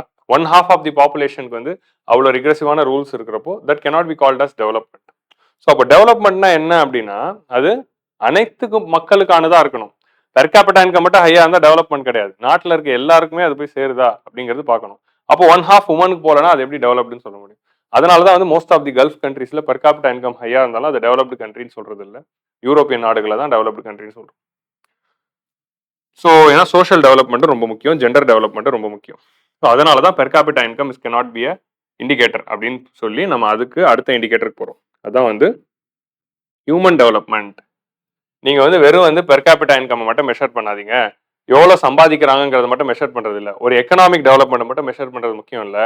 ஹியூமன் டெவலப்மெண்ட்டை மெஷர் பண்றது தான் முக்கியம். மக்களோட டெவலப்மெண்ட் எப்படி இருக்கு அப்படிங்கிறத மெஷர் பண்ணுங்க அப்படின்னு சொல்லும்போது தான் அமர்த்தியா சென் அண்ட் மெஹபூபுல் ஹக் அப்படிங்கிற 2 எக்கனாமிஸ்ட் வந்து ஹியூமன் டெவலப்மெண்ட் அப்படிங்கிற ஐடியாவை கொடுக்குறாங்க. அமர்த்தியா சென் அப்படிங்கிற இந்தியன் எக்கனாமிஸ்டும் மெஹபூபுல் ஹக் அப்படிங்கிற பாகிஸ்தான் எக்கனாமிஸ்டும் சேர்ந்து கொடுத்த ஐடியா தான் வந்து ஹியூமன் டெவலப்மெண்ட். இந்த ஹியூமன் டெவலப்மெண்ட் அப்படிங்கிற அந்த ஐடியாவில் என்ன சொல்றாங்க? ஒரு நாட்டோடைய டெவலப்மெண்ட்டை நம்ம மெஷர் பண்ணோம்னா எக்கனாமிக் டெவலப்மெண்ட்டான ஜிடிபியோ இல்லை பெர் கேபிட்டா இன்கம் வச்சு பண்ண முடியாது. மக்களோட முன்னேற்றத்தையும் மெஷர் பண்ணணும். ஸோ அதுக்காக தான் அவங்க வந்து என்ன சொல்றாங்க? 3 விஷயத்தை மெஷர் பண்ணலாம். அப்போ ஹியூமன் டெவலப்மெண்ட் எப்படி மெஷர் பண்ண முடியும்? ஹியூமனோட அப்போ எப்போ நம்ம வந்து இப்போதான் நம்ம 9th NCERT பார்த்தோம். ஹியூமன் ரிசோர்ஸ் எப்போ ஹியூமன் கேபிட்டலாக மாறுது? when there is health and education. அப்போ ஹியூமன் பீயிங்ஸ் எவ்வளோ ஹெல்த் அட்டைன் பண்ணியிருக்காங்க, எவ்வளோ எஜுகேஷன் அட்டைன் பண்ணியிருக்காங்க, அண்ட் எவ்வளோ பெர் கேபிட்டா இன்கம் வச்சிருக்காங்க. ஸோ இது 3மே வச்சு பார்த்துட்டு நம்ம டெவலப்மெண்ட்டை மெஷர் பண்ணுவோம். வெறும் இன்கம் மட்டும் வச்சு பண்ண வேணாம் அப்படிங்கிற மாதிரி சொல்றாங்க. இப்போ பெர் கேபிட்டா இன்கம்ங்கிறது ஒரு பாசிவ் இண்டிகேட்டர். கண்ட்ரியோட டோட்டல் உற்பத்தி எவ்வளோ அதை டிவைட் பண்ணி பெர் கேபிட்டா இன்கம் எவ்வளோன்னு பார்க்குறோம். பெர் கேபிட்டா இன்கம் தான் எல்லாருக்குமான இன்கமா இல்லை, அது ஒரு ஆவரேஜ் வேல்யூ தான். அப்போ மக்களுக்கு எவ்வளோ முன்னேற்றம் போய் சேர்ந்து இருக்கு அப்படின்னு மெஷர் பண்ணோம்னா மக்களோட ஹெல்த்தையும் எஜுகேஷனையும் மெஷர் பண்ணணும் அப்படின்றாங்க. ஸோ அப்போ மக்களோட health, education and per capita income இது 3த்தையும் வச்சு மெஷர் பண்ணுறது தான் human development index. So human development index கொண்டு வரப்போ வேற வந்தது. இப்போ என்ன மெஷர் பண்ணாங்கன்னா ஹெல்த்தை மெஷர் பண்ணுறதுக்கு லைஃப் எக்ஸ்பெக்டன்சி. ஒரு நாட்டில் ஒரு குழந்தை பிறந்துச்சுன்னா அது வந்து எத்தனை வருஷம் வரைக்கும் அது வாழும் அப்படிங்கிறதா லைஃப் எக்ஸ்பெக்டன்சி. ஸோ இந்தியாவோட லைஃப் எக்ஸ்பெக்டன்சி ஆல்மோஸ்ட் 70 இருக்கு. நெக்ஸ்ட் வந்து எஜுகேஷனை மெஷர் பண்ணுறதுக்கு 2 இண்டிகேட்டர்ஸ் இப்போ கொண்டு வந்துட்டாங்க. ஒன்று வந்து மீன் இயர்ஸ் ஆஃப் ஸ்கூலிங், இன்னொன்று expected years of schooling. Mean years of ஸ்கூலிங்னா என்ன அப்படின்னா ஆவரேஜ் இயர்ஸ் ஆஃப் ஸ்கூலிங்னா அந்த நாட்டில் வந்து ஃபர்ஸ்ட் எக்ஸ்பெக்டட் இயர்ஸ் பார்ப்போம். ஒரு நாட்டில் ஒரு குழந்தை பிறக்குதுன்னா அந்த குழந்தை அந்த நாட்டில் எத்தனை வருஷம் ஸ்கூலுக்கு போகும் அப்படிங்கிறது expected years of schooling. Expected இப்போ வந்து ஃபார் எக்ஸாம்பிள் இந்தியாவில் வந்து how much it is expected. நம்ம வந்து ஃபர்ஸ்ட் ஸ்டாண்டர்ட்லேருந்து 12th ஸ்டாண்டர்ட் வரைக்கும் 12 வருஷம், ப்ரீகேஜி காலேஜ் ஒரு 3 வருஷம் படித்தா 15 வருஷம். ஸோ அப்போ சரி ஸ்கூல் வந்து 12 வருஷம் இருக்கா, அப்புறம் இந்த ப்ரீகேஜி, எல்கேஜி, யூகேஜி எல்லாம் படிச்சிருந்தா 15 வருஷம். ஆவரேஜா 12லேருந்து 15 வருஷம் ஸ்கூலுக்கு போயிருந்தா தட் இஸ் குட். கரெக்டா? அப்போ இந்தியாவில் எக்ஸ்பெக்டட் இயர்ஸ் ஆஃப் ஸ்கூலிங் எவ்வளோப்பா? 12 வருஷம். ஆக்சுவல் இயர்ஸ் ஆஃப் ஸ்கூலிங் எவ்வளோ? எக்ஸ்பெக்டட் வந்து 12, ஆக்சுவல் எவ்வளோ இருக்கு? மக்கள் ஆக்சுவலாக எவ்வளோ, எத்தனை இந்தியாவில் இருக்க எல்லா மக்களும் எத்தனை வருஷம் ஸ்கூலுக்கு போயிருக்காங்க அப்படிங்கிறத பார்த்து அதோட ஆவரேஜ் வேல்யூ கால்குலேட் பண்ணுறது ஆக்சுவல். ஸோ எத்தனை வருஷம் ஸ்கூலுக்கு போகிறாங்க அப்படிங்கிறத வச்சு நம்ம எஜுகேஷனை மெஷர் பண்ணுறோம். அண்ட் 3ஆவதா ஸ்டாண்டர்ட் ஆஃப் லிவிங்கை மெஷர் பண்ணுறதுக்கு பெர் கேபிட்டா இன்கம் யூஸ் பண்ணிக்கிறோம். கிராஸ் நேஷனல் இன்கம் பெர் கேபிட்டாவை மெஷர் பண்ணுறோம். ஸோ இதை மூணுத்தையும் வச்சு health, education and standard of living per capita இது மூணுத்தையும் வச்சு மெஷர் பண்ணுங்க. அதுதான் ஹியூமன் டெவலப்மெண்ட் அப்படின்னு சொல்றது தான் ஹியூமன் டெவலப்மெண்ட் இண்டெக்ஸோடைய ஐடியா. ஸோ இதை வச்சு மெஷர் பண்ணுங்க அப்படின்றாங்க. ஸோ இதை வச்சு மெஷர் பண்றப்போ இப்போ நிறைய டிஸ்பாரிட்டி வருது. இப்போ for example per capita income வச்சு பார்க்குறப்போ இப்போ வந்து வெறும் ஜிடிபி வச்சு பார்த்தா இந்தியா வந்து 5வது இடத்துல இருக்கு. ஆனால் ஹியூமன் டெவலப்மெண்ட் இண்டெக்ஸ்ல இந்தியா வந்து 134வது இடத்துல இருக்கு. உங்களுக்கு புரியுதா? ஜிடிபி வச்சு பார்க்குறப்போ ஸ்ரீலங்கன் எக்கனாமியோட 10 மடங்கு பெருசு நம்ம. ஆனால் ஹியூமன் டெவலப்மெண்ட் இண்டெக்ஸ்ல பங்களாதேஷ், ஸ்ரீலங்கா 2 பேருமே இந்தியாவோட ஹையர் ரேங்கிங்ஸ்ல இருக்காங்க. ஸோ அப்படி இருக்கிறப்போ இதான் வந்து ஹோலிஸ்டிக் மெஷர்மெண்ட் அப்படிங்கிற மாதிரி சொல்றாங்க. ஸோ இது வந்து ஒரு டைமென்ஷன். அதே மாதிரி இந்தியன் ஸ்டேட்ஸ் எடுத்து காட்டுவாங்க. இந்தியன் ஸ்டேட்ஸ் எடுத்து காட்டுறப்போ Punjab. So Punjab is having the highest per capita income in India. ஆனால் இந்த ஹெல்த் அண்ட் எஜுகேஷன் இண்டிகேட்டர்ஸ் எடுத்து மெஷர் பண்றப்போ Kerala is having better value than Punjab. அப்போ எது வந்து டெவலப்மெண்டோடைய வேல்யூ அப்படின்னு கேட்குறாங்க. ஸோ அப்படி பார்க்குறப்போ ஹோலிஸ்டிக்கா ஹியூமனை மெஷர் பண்றது தான் ஹியூமன் டெவலப்மெண்ட் அப்படின்னு சொல்றாங்க. ஸோ அதான் இந்த சாப்டர்ல இருக்கும். ஸோ இதுக்கப்புறம் இந்த சாப்டரையும் தாண்டி டெவலப்மெண்ட்டை இப்போ இந்த காலகட்டத்தில் எப்படி பேசுறாங்க அப்படின்னா we have to measure development. புதுசாக 2-3 டைமென்ஷன்ஸ் வந்துருச்சு. ஒன்று வந்து happiness index. So gross national happiness அப்படிங்கிற இந்த பூட்டானோட ஐடியாவை பேஸ் பண்ணி நாட்டோட டெவலப்மெண்ட் எப்படி மெஷர் பண்ணோம் அப்படின்னா how people are how happy people are, மக்கள் சந்தோஷமா இருக்காங்களா, அதுதான் டெவலப்மெண்ட். நீங்க அட் எண்ட் ஆஃப் த டே எவ்வளோ பணம் வச்சிருக்கோம் அப்படிங்கிறத தாண்டி எவ்வளோ சந்தோஷமா இருக்காங்க அப்படிங்கிறது தான் டெவலப்மெண்ட் அப்படின்னு சொல்றது தான் பூட்டானுடைய கிராஸ் நேஷனல் ஹாப்பினஸ் அப்படிங்கிற இந்த concept. So world happiness report அப்படின்னு யூஎன் வந்து ரிலீஸ் பண்றாங்க. அதை பத்தி போய் பாருங்க. அது என்சிஆர்டியில் இருக்காது, நானா சொல்றேன். அதை தாண்டி வந்து கிரீன் ஜிடிபி அப்படின்னு சொல்றாங்க. இந்த கிரீன் ஜிடிபினா என்ன அப்படின்னா சஸ்டைனபிள் டெவலப்மெண்ட். சஸ்டைனபிள் டெவலப்மெண்ட்னா என்ன? எக்கனாமிக் டெவலப்மெண்ட்னா என்ன? Who is producing maximum goods and services their economy is developed அப்படின்னு சொல்றோம். அப்போ நம்ம ஒரு கூடையோ ஒரு சர்வீஸையோ ப்ரொடியூஸ் பண்றோம் அப்படின்னா that will be at the cost of nature. நேச்சரை எக்ஸ்ப்ளாய்ட் பண்ணிட்டு தான் நம்ம வந்து ப்ரொடக்ஷனையே பண்றோம். அக்ரிகல்ச்சர் பண்றப்போ என்ன பண்றோம்? நேச்சரை தான் எக்ஸ்ப்ளாய்ட் பண்றோம். ஒரு லேண்டை வந்து கிளியர் பண்ணிட்டு அங்கே என்ன பண்றோம்? ஃபார்மிங் பண்றோம். ஃபார்மிங் பண்ணும்போது ஆட்டோமேட்டிக்காக we are disrupting the nature. அப்போ இண்டஸ்ட்ரி பண்றப்போ என்ன பண்றோம்? ஒரு ஃபாரஸ்ட்டை கிளியர் பண்ணிட்டு அங்கே ஒரு இண்டஸ்ட்ரி கொண்டு வரோம், இல்லை ஒரு லேக் எடுத்துட்டு இண்டஸ்ட்ரி கொண்டு வரோம். ஸோ அங்கே இண்டஸ்ட்ரி வந்தோடனே என்ன ஆகுது? அது ஏரையும் வாட்டரையும் பொல்யூட் பண்ணுது. Air water land is being polluted. So இந்த மாதிரி சர்வீஸ் செக்டர், டிரான்ஸ்போர்ட்டேஷன், இது எல்லாமே வந்து they are emitting and polluting. So என்வாரன்மெண்ட்டை டேமேஜ் பண்ணிட்டு தான் we are doing the production. So அப்போ எக்கனாமிக் க்ரோத் அப்படிங்கிற பேர்ல இஷ்டத்துக்கு போயிட்டே இருக்கலாமா? என்வாரன்மெண்ட் எவ்வளோ டேமேஜ் ஆனாலும் பரவாயில்லையா அப்படிங்கிற இந்த கொஸ்டின் வருது. So our economic development should not be at the cost of environment அப்படின்னு சொல்றது தான் சஸ்டைனபிள் டெவலப்மெண்ட். ஸோ சஸ்டைனபிள் டெவலப்மெண்ட்னா என்ன? அதுக்கு 2 டைமென்ஷன் இருக்கு. ஒன்று என்னதுன்னா development should not only ensure of present day, it should also ensure the development of future. So sustainable development is nothing but meeting the needs not only of the present generation but also without affecting the needs of the future generation. So future generation oda needs affect பண்ணாம present generation oda needs cater பண்றதுக்கு பேர் தான் development. இப்போ for example நம்மளுடைய previous generations, அதாவது 1900ஸ்லையும் 19th and 20th செஞ்சுரியில் வாழ்ந்த மக்கள் வந்து பண்ண எக்கனாமிக் டெவலப்மெண்ட்னால தான் இப்போ நம்ம ஜென்ரேஷன் வந்து கிளைமேட் சேஞ்சை அனுபவிச்சுக்கிட்டு இருக்கோம். ஸோ அவங்க இண்டஸ்ட்ரியல் ரெவல்யூஷனால விட்ட அந்த எமிஷன்ஸ்னாலையும் கிரீன் ஹவுஸ் கேஸ்னாலையும் என்னாச்சு? நம்ம இன்னைக்கு கரண்ட் ஜென்ரேஷனோட டெவலப்மெண்ட் அச்சீவ் அஃபெக்ட் ஆகிட்டு இருக்குல்ல. ஸோ இதுதான் வந்து it's not sustainable development. Sustainable development should not is a development which doesn't affect the future generations development. So development வந்து நிலையானதாக இருக்கணும். அதுதான் வந்து sustainable development. Okay, it should not be at the cost of environment. So future ஜென்ரேஷனோட நீட்ஸை affect பண்ணாமையும் என்வாரன்மெண்ட்டை affect பண்ணாமையும் இன்னைக்கும் டெவலப்மெண்ட் இருக்கணும், நாளைக்கும் டெவலப்மெண்ட் இருக்கணும், என்னைக்குமே டெவலப்மெண்ட் இருக்கணும் அப்படின்னு சொல்றது தான் சஸ்டைனபிள் டெவலப்மெண்ட். ஸோ அந்த டெவலப்மெண்ட்டை நோக்கி நம்ம போகணும். அதை மெஷர் பண்றதுக்கு கிரீன் ஜிடிபி அப்படின்னு ஒன்று சொல்றாங்க. ஸோ கிரீன் ஜிடிபினா ஒரு இண்டஸ்ட்ரியோட என்வாரன்மெண்டல் இம்பாக்டை நம்ம கன்சிடர் பண்ணி அதை மைனஸ் பண்ணிடுங்க. என்வாரன்மெண்ட் இம்பாக்ட் எவ்வளோ அதை மைனஸ் பண்ணிட்டு அப்புறம் ஜிடிபி கால்குலேட் பண்ணுங்க அப்படின்னு சொல்றது கிரீன் ஜிடிபி. ஸோ அந்த கான்செப்ட்ஸ்லாம் எவால்வ் ஆயிட்டு இருக்கு. ஸோ அந்த மாதிரி டெவலப்மெண்ட்டை மெஷர் பண்ற 3 கான்செப்ட்ஸை டிஸ்கஸ் பண்றது தான் இந்த சாப்டர். நேஷனல் இன்கம் ஃபர்ஸ்ட் ஆரம்பிக்குது. ஸோ அது வந்து பெர் கேபிட்டா இன்கமாக வைடன் ஆகுது. பெர் கேபிட்டா இன்கம் வந்து லைக் வேர்ல்டு டெவலப்மெண்ட் இண்டெக்ஸ் படி lower middle income, higher income அப்படின்னு பார்க்குறோம்.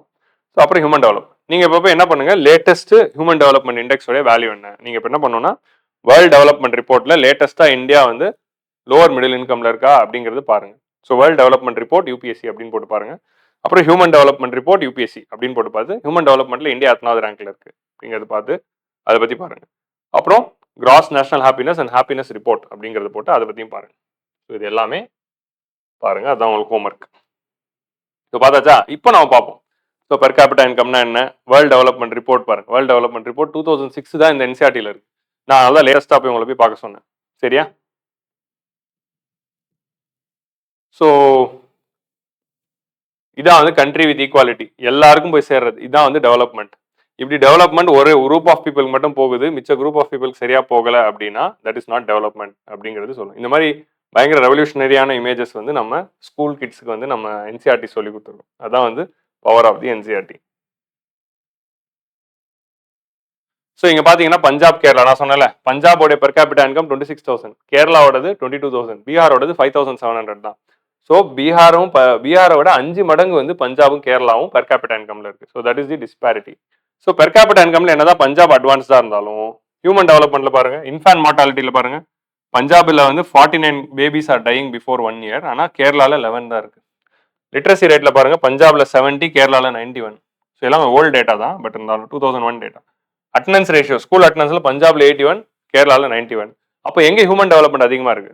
கேரளால தான். அப்போ கேரளா டெவலப்டா பஞ்சாப் டெவலப்டா? யார் டெவலப்ட் அப்படிங்கிற அந்த கொஸ்டின் வந்து ரைஸ் ஆகுது. ஸோ அதனால தான் வந்து there is so measurement of human development is the crucial part. So GDP மட்டும் வச்சு நம்ம மெஷர் பண்ணிட முடியாது. அதை தாண்டி பப்ளிக் ஃபெசிலிட்டிஸ் பத்தி இதில் பேசியிருப்பாங்க. இன்னொரு மெத்தட் ஆஃப் டெவலப்மெண்ட் எப்படின்னா, மக்களுக்கான பேசிக் ஃபெசிலிட்டிஸை எந்த நாடு அதிகமாக கொடுக்குதோ அதுதான் டெவலப்மெண்ட். லைக் ஃபார் எக்ஸாம்பிள், எல்லாருக்குமான ஒரு குவாலிட்டியான கவர்மெண்ட் ஸ்கூல், குவாலிட்டியான கவர்மெண்ட் ஹாஸ்பிட்டல் அண்ட் குவாலிட்டியான health education and services, public transport. So public transport and other utility services. So குவாலிட்டியான ஹாஸ்பிட்டல், குவாலிட்டியான ஸ்கூல்ஸ், குவாலிட்டியான வாட்டர் கனெக்ஷன், குவாலிட்டியான கரண்ட் கனெக்ஷன், குவாலிட்டியான பப்ளிக் டிரான்ஸ்போர்ட், இதெல்லாம் எந்த கவர்மெண்ட், ட்ரைனேஜ் கனெக்ஷன், இதெல்லாம் எந்த நாடு வந்து ஒழுங்கா மக்களுக்கு கொடுக்குதோ அதுதான் டெவலப்மெண்ட் அப்படின்றாங்க. ஸோ அதுவும் வந்து ஒரு பெர்ஸ்பெக்டிவ். இதே மாதிரி டெவலப்மெண்ட்டுக்கே பல பெர்ஸ்பெக்டிவ் வந்து இந்த சாப்டர்ல வந்து கொடுத்துருப்பாங்க. இதே மாதிரி பாக்ஸ் கண்டென்ட்லாம் படிங்க பாருங்க. ஹியூமன் டெவலப்மெண்ட் ரிப்போர்ட்னா என்ன, அந்த கான்செப்ட்லாம் இதில் பேசியிருப்பாங்க. அமர்த்தியா சென்னோடது ஹியூமன் டெவலப்மெண்ட் இண்டெக்ஸ் ரிப்போர்ட் படி என்ன, ஸ்ரீலங்கா இந்தியாவோட பெட்டர் ரேங்கிங்ல இருக்கு. ஸோ ஸ்ரீலங்கா இது பழைய டேட்டா 93, 126, இப்போ இந்தியா 134ல இருக்கு. So finally, sustainable development. We have not inherited the world from our forefathers, we have borrowed it from our children. இப்போ இருக்கிற டெவலப்மெண்ட் வந்து நம்ம ஃபியூச்சரை அஃபெக்ட் பண்ணுது. Like for example, under ground water நம்ம பாட்டுக்கு எடுத்து எடுத்து யூஸ் பண்ணிக்கிட்டே இருந்தோம்னா அப்போ ஃபியூச்சர் ஜென்ரேஷனுக்கு யார் அண்டர் கிரவுண்ட் வாட்டர் கொடுப்பா அப்படிங்கிற இந்த கொஸ்டின் வந்து they are rising. Natural resources இப்போ வந்து ஃபார் எக்ஸாம்பிள் வந்து நம்ம வந்து இருக்கிற ஆயில், இருக்கிற கோல் எல்லாத்தையும் எடுத்து இப்பயே யூஸ் பண்ணிட்டா அப்போ ஃபியூச்சர் ஜென்ரேஷனுக்கு கோலுங்கிறது ஒன்றே இல்லாமல் போயிடும். ஸோ இப்படிலாம் வந்து நம்ம நேச்சுரல் ரிசோர்ஸஸ் இஷ்டத்துக்கு எடுக்கலாமா அப்படிங்கிற இந்த கொஸ்டினை வந்து ரைஸ் பண்ணுறது தான் சஸ்டைனபிள் டெவலப்மெண்ட். ஸோ இதில் வந்து நீங்கள் என்சிஆர்டி எப்போ படித்தாலும் ஒரு முக்கியமான விஷயம், நான் 9th என்சிஆர்டி நடத்துகிறப்பவே சொல்ல மறந்துட்டேன். என்னன்னா, என்சிஆர்டி எப்போ படித்து முடித்தாலும் அந்த சாப்டரோட எண்டில் இந்த மாதிரி எக்ஸசைசஸ் இருக்கும். இந்த எக்ஸசைசஸ் வந்து நீங்கள் போட்டு பார்க்கணும். இதில் இருக்க கொஸ்டின்ஸை சால்வ் பண்ணி இதில் இருக்கிற மல்டிபிள் சாய்ஸ் கொஸ்டினை ஆன்சர் பண்ணுங்க. இதை ஆன்சர் பண்ணுங்க, இதில் இருக்க fill in the blanks answer பண்ணுங்க. இதில் இருக்கிற அந்த 5 மார்க்கோ 2 மார்க்ஸோ சும்மா அதுக்கு என்னென்ன ஆன்சர் நீங்களே யோசிச்சு பாருங்க. ஸோ இது வந்து நீங்கள் என்சிஆர்டி படிச்சோன்னே அதை சால்வ் பண்ணும்போது how better you have studied அப்படிங்கிறதுக்கான test. So development of a country can be generally determined by what, per capita income, average literacy லெவலா, ஹெல்த் ஸ்டேட்டஸ் ஆஃப் பீப்புளா, ஆல் தி அபவா, all the above. Which of the above following neighboring countries is better performer in human development index than India, Sri Lanka. So இந்த மாதிரி வந்து பேசிக்காக வந்து ஒரு சில விஷயங்கள் இந்த புக்ஸில் இருக்கும். ஸோ அதை வந்து நீங்கள் படிங்க. இதான் வந்து ஃபர்ஸ்ட் சாப்டர். ஸோ இதான் வந்து ஃபர்ஸ்ட் சாப்டரோடைய development. No we try to understand what is the development. இதான் வந்து அண்டர்ஸ்டாண்டிங் டெவலப்மெண்ட். இப்போ நம்ம அடுத்த சாப்டருக்குள்ள போறோம். So second chapter which you are going to see is sectors of the economy. So first chapterல what is development and how development means different for different people அப்படிங்கறத பார்த்தோம், and how development is perceived அப்படிங்கறத பார்த்தோம். இப்போ second சாப்டர்ல நம்ம என்ன பார்க்க போறோம் அப்படின்னா sectors of economy அப்படிங்கறத பார்க்க போறோம்.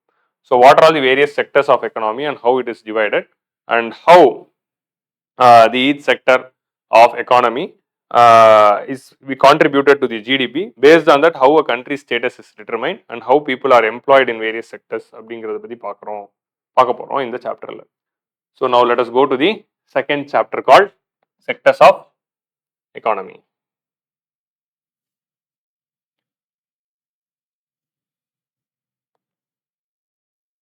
So sectors of economy ல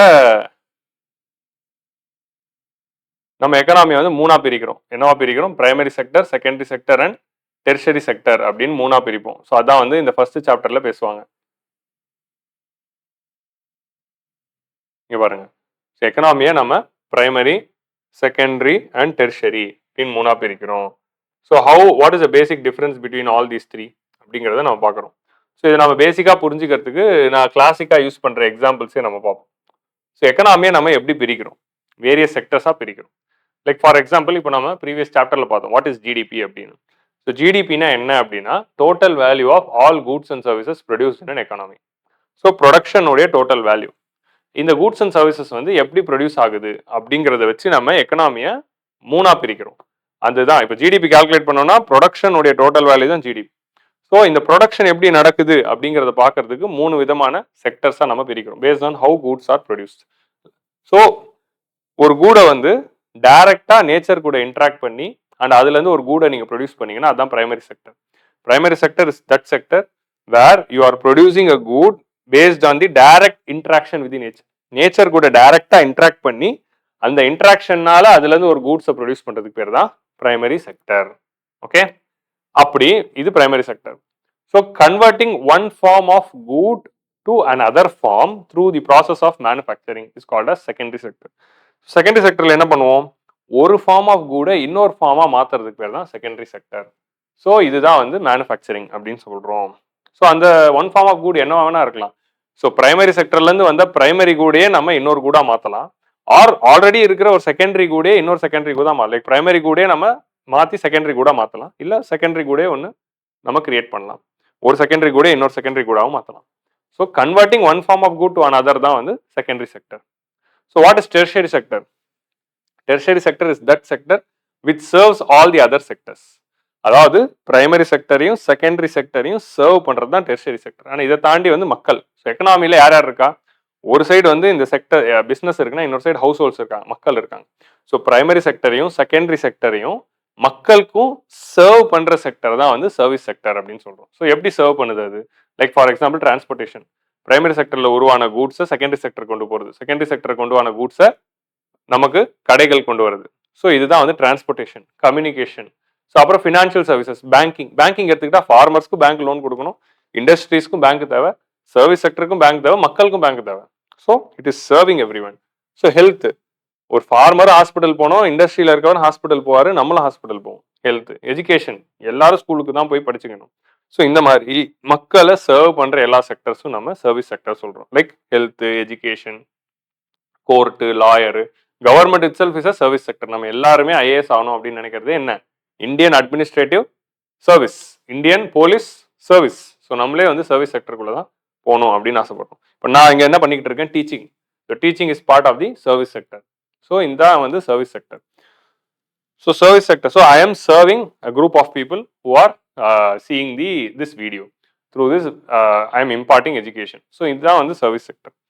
So service sector is serving all the other sector and it serves the consumers. So அப்போ பிரைமரி செக்டர்னா என்ன? இப்போ ஒரு எக்ஸாம்பிள் எடுத்துக்கிட்டு இதை புரிஞ்சுக்கிட்டா உங்களுக்கு சூப்பராக புரிஞ்சிடும். நான் கிளாசிக்காக எப்பவும் யூஸ் பண்ணுற அதே எக்ஸாம்பிள் தான், திரும்ப திரும்ப அந்த எக்ஸாம்பிள் யூஸ் பண்ணுவேன். ஸோ நம்ம வந்து நமக்கு எல்லாருக்கும் பிடிச்ச டீக்கு கொடுப்போம். எனக்கு டீ ரொம்ப பிடிக்கும். ஸோ டீனா என்ன அப்படின்னா, let start with tea leaves. So நீங்கள் அக்ரிகல்ச்சர் அப்படிங்கிற அந்த ப்ராசஸ் மூலமாக லேண்டில் இருந்து டீ லீவ்ஸை உருவாக்குறீங்க. ஸோ அந்த டீ லீவ்ஸை பறிக்கிறீங்க. Okay, so you are directly interacting with the land and producing the goods. So agriculture is the primary sector, mining is the primary sector, dairy and fishery is the primary sector. So நீங்கள் டேரெக்டாக கடல் அப்படிங்கிற நேச்சருக்குள்ளே போயிட்டு fish அப்படிங்கிற அந்த கூடை எடுக்கிறீங்க. டேரெக்டாக பூமியை தோண்டி உள்ளேருந்து ஒரு கருப்பு கல் எடுத்து அதை கோல் அப்படின்னு சொல்லி விற்கிறோம் ஒரு எக்கனாமிக் வேல்யூவோட. டேரெக்டாக ஒரு மாடு கிட்ட போயிட்டு அதுலேருந்து எடுக்கிற நேச்சர், மாடு இஸ் அ நேச்சர், ஆனால் அதுலேருந்து பால் எடுக்கிறோம், which is a Koot. So இந்த மாதிரி நேச்சர் கூட இன்ட்ராக்ட் பண்ணி ஒரு கூடு எடுக்கிறப்போ அதான் பிரைமரி செக்டர். அக்ரிகல்ச்சரில் நம்ம என்ன பண்ணுறோம்? டேரெக்டாக சாயில்ல இருந்து ஒரு பொருள் எடுக்கிறோம். ஸோ இதுதான் வந்து பிரைமரி செக்டர். ஸோ மைனிங் வந்து பிரைமரி செக்டர் அப்படிங்கிறத ஞாபகம் வச்சுக்கோங்க. இதான் வந்து போன வருஷம் ப்ரிலிம்ஸ் கொஸ்டின்ல செக்டர்ஸ் ஆஃப் எக்கனாமி வச்சு ஒரு கொஸ்டின் கேட்டிருந்தாங்க. ஸோ பேசிக்காக மேட்ச் தி ஃபாலோயிங்ல எதெல்லாம் செக்டர், அதில் மைனிங்கும் இருந்துச்சு. ஸோ இப்போ எடுத்தாச்சா? இப்போ எடுத்த இந்த இதுதான் வந்து பிரைமரி செக்டர். இப்போ நம்ம டீ பிளான்டேஷன்லேருந்து டீ எடுத்துட்டோம். இந்த டீ லீவ்ஸை வந்து நம்ம இண்டஸ்ட்ரி கொண்டு போயிட்டு அதை ப்ராசஸ் பண்ணி டஸ்ட் பண்ணி மிக்ஸ் பண்ணி கிரைண்ட் பண்ணி அதை டீ பவுடரா மாற்றும். So processing and converting the tea leaves to tea powder is called as manufacturing and that is secondary sector. உங்களுக்கு புரிஞ்சிச்சா? ஸோ டீ லீவ்ஸை டீ பவுடரா மாத்துறது தான் secondary sector, converting one form of good to another form. So அது வந்து primary குடான tea லீவ்ஸையே டீ பவுடரா மாத்தலாம், ஒரு உருளைக்கிழங்க லேஸ் சிப்ஸா மாத்தலாம், ஆர் ஒரு காட்டனை வந்து நூலா மாத்தலாம், அந்த நூலை வந்து நம்ம ட்ரெஸ்ஸா மாத்தலாம். இல்லைன்னா வந்து என்ன பண்ணலாம், நிறைய பொருட்களை ஒன்று சேர்த்து ஒரு டயரு, ஒரு வீலு, ஒரு இன்ஜினு, ஒரு கிளச்சு, ஒரு கியரு, இது எல்லாத்தையும் சேர்த்து ஒரு காரா கூட மாத்தலாம். So converting one form of good to another தான் வந்து செகண்டரி செக்டர். ஸோ மூணாவது டெர்ஷரி செக்டர். டெர்ஷரி செக்டர்ல என்னென்ன இருக்கு? இப்போ நம்ம டீ லீவ்ஸை வந்து டீ பவுடரா மாத்திட்டோமா, அந்த டீ பவுடரை சக்ரா கோல்டோ இல்லை த்ரீ ரோசஸோ இல்லைன்னா ஏதோ ஒரு பிராண்ட், அந்த டீ லீவ்ஸை வந்து மக்கள் கிட்ட கொண்டு வந்து சேர்க்கறது யார்? Through stores. ஸோ அது வந்து மக்கள் கிட்ட வந்து எப்படி செய்யறதுன்னா கடைகள் மூலமா வந்து சேருது. ஸோ அதை வந்து ஒரு ஸ்டோருக்கு கொண்டு வந்து விற்கிறது. So trading is a service sector. மக்களுக்கு விற்கிறது, கடை வச்சு நடத்துறது இஸ் அ சர்வீஸ் செக்டர். ஏன்னா பிரைமரி அண்ட் செகண்டரியில் இருக்க கூட்ஸை மக்கள் கிட்ட கொண்டு வந்து சேர்க்கறது சர்வீஸ் செக்டர். ஸோ நீங்கள் கடையில் போய் வாங்குறீங்க, சர்வீஸ் செக்டர். அதே ஹோட்டலில் போயிட்டு டீயா குடிச்சாலும் restaurant is service sector. So இந்த மாதிரி வந்து பிரைமரி, செகண்டரி, டெர்ஷரி அப்படின்னு நான் மூணா பிரிக்கிறோம். So agriculture, horticulture, animal husbandry, mining, forestry, இதெல்லாம் பிரைமரி செக்டர். ஸோ இந்த மாதிரி கூட்ஸை வந்து ப்ரொடியூஸ் பண்ணுறது செகண்டரி செக்டர்.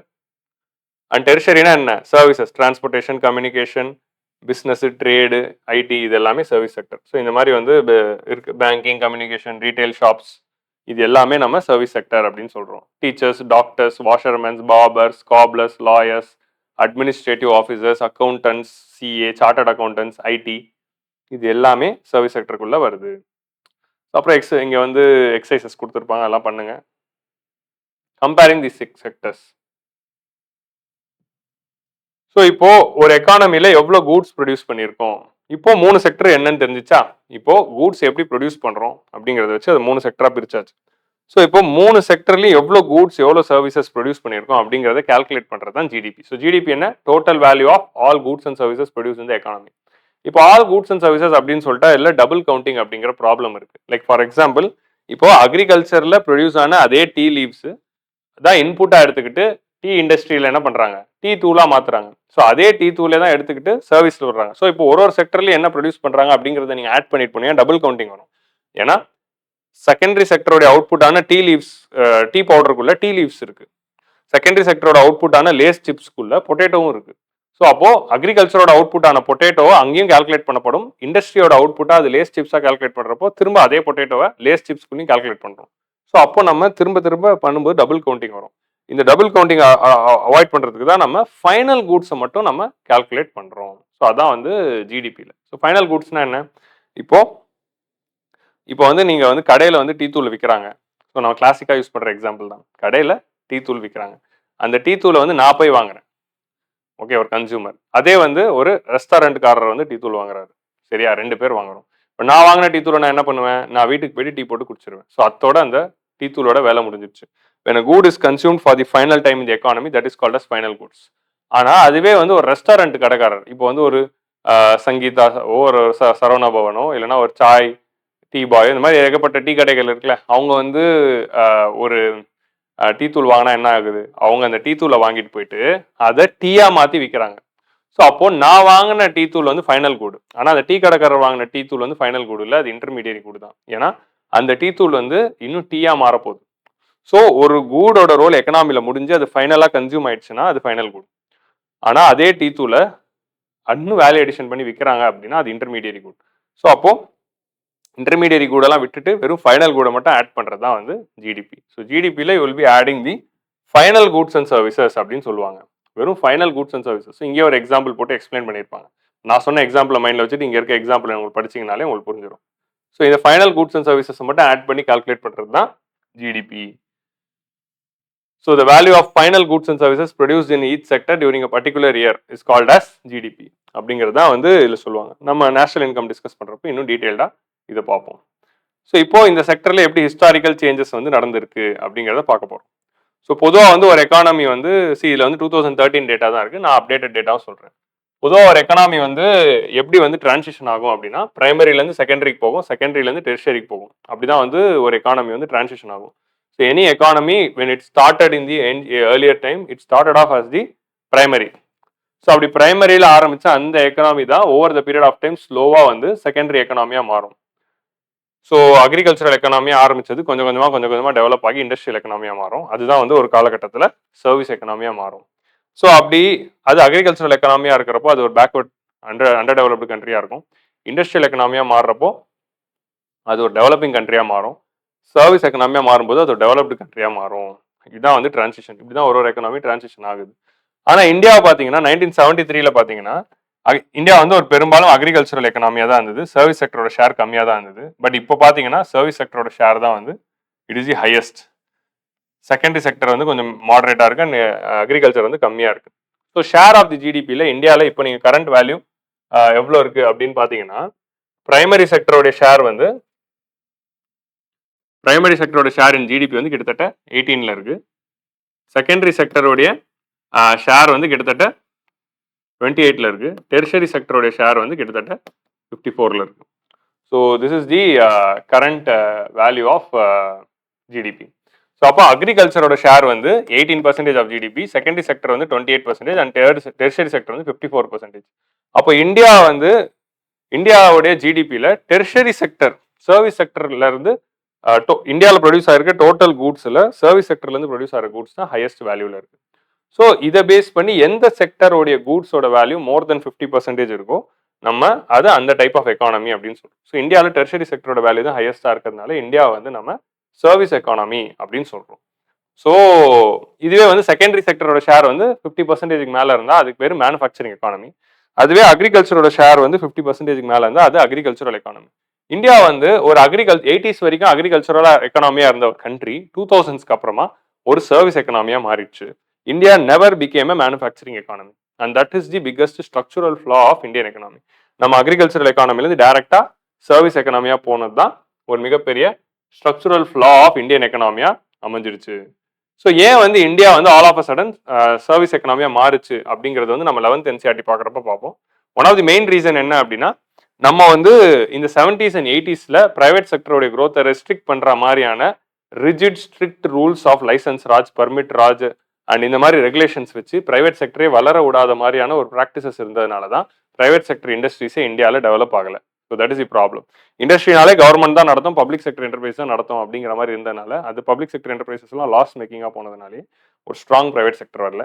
நம்ம 1991ல ரிஃபார்ம் பண்ணுறதுக்குள்ள ஆல்ரெடி வந்து all the manufacturing sector investments வந்து சைனாக்கு போயிடுச்சு. ஸோ இந்தியா மிஸ் தி பஸ். ஸோ அதனாலே நம்ம மேனுஃபேக்சரிங் எக்கானமி ஆகலை. ப்ளஸ் சர்வீஸ் எக்கனாமியோட நீட் வந்து ஏன் அதிகமாயிட்டு இருக்குன்னா மக்கள் தொகை பாப்புலேஷன் இந்தியாவில் வந்து பாப்புலேஷன் அதிகமாக இருக்கிறதுனால hospitals, educational institutions, post offices, police station இந்த மாதிரியான கவர்மெண்ட் சர்வீசஸோட நீட்ஸ் அதிகமாயிட்டே போகுது. அதே மாதிரி அக்ரிகல்ச்சர் அண்ட் இண்டஸ்ட்ரியல் க்ரோத் இருக்கிறப்போ ஆட்டோமேட்டிக்காக ரெண்டுத்துக்கும் டிரான்ஸ்போர்ட் தேவை, கம்யூனிகேஷன் தேவை. அதனாலையும் சர்வீஸ் செக்டரோட நீட் அதிகமாயிட்டு இருக்கு. அதே மாதிரி மக்களோட இன்கம் லெவல்ஸும் அதிகமாயிட்டே போகுது. ஒரு நாடு வந்து ஜிடிபி அதிகமாச்சு போனா இன்கம் லெவல் அதிகமாகும். அப்படி இன்கம் லெவல் அதிகமாகறப்போ மக்களுமே வந்து என்ன பண்ணுவாங்க, they will start demanding many more services like eating out, tourism, shopping in private malls, private hospitals, private schools, இந்த மாதிரி ப்ரொஃபஷனல் ட்ரைனிங் இந்த மாதிரி விஷயங்கள்லாம் டிமாண்ட் அதிகமாகும். அண்ட் ஃபோர்த்தா வந்து ஐடி பூம். ஸோ ஐடி பூம்னால நமக்கு வந்து சர்வீஸ் செக்டர்ல க்ரோத் ஆயிடுச்சு. So that has been the thing. So இப்போ நீங்கள் 1973ல பார்த்தீங்கன்னா அக்ரிகல்ச்சரோட ஷேர் வந்து ஹையா இருக்கு. இப்போ 2013ல பார்த்தீங்கன்னா சர்வீஸ் செக்டரோட ஷேர் ஹையா இருக்கு. ஆனா இந்தியாவில் இருக்கிற அடுத்த ஸ்ட்ரக்சரல் ஃப்ளா என்ன அப்படின்னு பார்த்தீங்கன்னா என்னதான் சர்வீஸ் செக்டர்ல நம்மளோட ஜிடிபி ஷேர் வந்து ஆல்மோஸ்ட் வந்து டெர்ஷரி செக்டர்ல ஜிடிபி ஷேர் 54, இது வந்து 28, இது வந்து 18 இருந்தாலும் இது வந்து ஜிடிபியில் எம்ப்ளாய்மெண்ட்டை பொறுத்த வரைக்கும் பார்த்தீங்கன்னா அக்ரிகல்ச்சரோட ஷேர் வந்து 44, இண்டஸ்ட்ரியோட ஷேர் 25 அண்ட் ஸோ அக்ரிகல்ச்சரோட ஷேர் 44, இண்டஸ்ட்ரியோட ஷேர் 25 அண்ட் சர்வீஸோட ஷேர் 31 இருக்கு. ஸோ 44% ஆஃப் தி பீப்புள் வேலை செய்யற அக்ரிகல்ச்சரல் செக்டர்ல வெறும் 18% ஆஃப் ஜிடிபி கான்ட்ரிபியூஷன் தான் இருக்கு. ஆனா அதே வந்து 31% ஆஃப் தி பீப்புள் வந்து 54% ஆஃப் ஜிடிபியை செய்யறாங்க. ஸோ இந்த disproportionate share of GDP and employment தான் வந்து இந்தியன் எக்கனாமியோடைய அடுத்த செகண்டரி ஸ்ட்ரக்சரல் ஃப்ளா. ஸோ அக்ரிகல்ச்சர்ல நிறைய பேர் 44% ஆஃப் பாப்புலேஷன் வேலை செஞ்சுக்கிட்டு வெறும் 18% ஆஃப் ஜிடிபி தான் ப்ரொடியூஸ் பண்றாங்க. So that's why there is a huge disguised unemployment in agriculture. So அக்ரிகல்ச்சரில் இருக்கிற பீப்புள் எல்லாருமே நம்ம ஸ்கில் டெவலப்மெண்ட் பண்ணி and employment opportunities non farm செக்டரில் கிரியேட் பண்ணி அவங்கள வேற செக்டர்ஸ்க்கு மூவ் பண்ணி 18% ஆஃப் தி பீப்புள் ஒர்க் பண்ணி 18% ஆஃப் ஜிடிபி அவுட்புட் கிரியேட் பண்ணாலே it is more then sufficient and we have to move from labour intensive agriculture to capital intensive productive agriculture. So அக்ரிகல்ச்சரோட productivity boost பண்ணும். Number of பீப்புளை வந்து குறைச்சிட்டு அதோட ப்ரொடக்டிவிட்டியை boost பண்ணி நம்பர் ஆஃப் பீப்புளை நம்ம இண்டஸ்ட்ரீஸ் அண்ட் சர்வீசஸ்க்கு மூவ் பண்ணாதான் agricultural productivity will increase. So that is the logic here. So அதை தாண்டி நம்ம என்னதான் இப்போ வந்து ஃபார் எக்ஸாம்பிள் வந்து இன்னொரு லாஜிக் என்னன்னா, ஒரு எக்கானமி வந்து சர்வீஸ் எக்கானமியா இருக்குன்னா அது கண்டிப்பாக டெவலப்டு கண்ட்ரியா இருக்கும். சர்வீஸ் செக்டர்ல இருக்கிறவங்களாம் வந்து ஹை பெய்டா ஆனால் இன்கம் ஹை இன்கம் குரூப் பீப்புளாக இருப்பாங்க. ஆனால் இந்தியாவில் இருக்கிற ப்ராப்ளம் என்ன அப்படின்னு பார்த்தீங்கன்னா, இந்தியாவில் இருக்கிற சர்வீஸ் எக்கானமி அப்படிங்கிறது வந்து ரெண்டு டைப் இருக்கு. ஒரு சைடில் ஐடியில் வேலை செஞ்சு ஹை அண்ட் சர்வீசஸில் வேலை செய்கிறவங்க லேக்ஸ் லேர்ன் பண்ணுறவங்க இருக்காங்க. ஆனால் மெஜாரிட்டி ஆஃப் தி பீப்புள் இந்த சர்வீஸ் எக்கானமி எங்கே இருக்காங்க அப்படின்னா, ஒரு ஷாப் கீப்பர்ஸ் ஆகும், செல்ஃப் எம்ப்ளாய்டாகவும் அப்படி தான் இருக்காங்க. Small shop keepers, repair person, transport persons. So இந்த மாதிரி ஒரு ஸ்மால் ஸ்கேல் சர்வீஸ் செக்டரில் தான் மோஸ்ட் ஆஃப் த பீப்புள் இருக்காங்க. ஸோ அதனாலே வந்து சர்வீஸ் செக்டர்லேயே ஒரு மிகப்பெரிய இன்இக்வாலிட்டி இந்தியாவில் இருக்கு அப்படிங்கிறது தான் இந்த பாட்டில் வந்து சொல்லுவாங்க.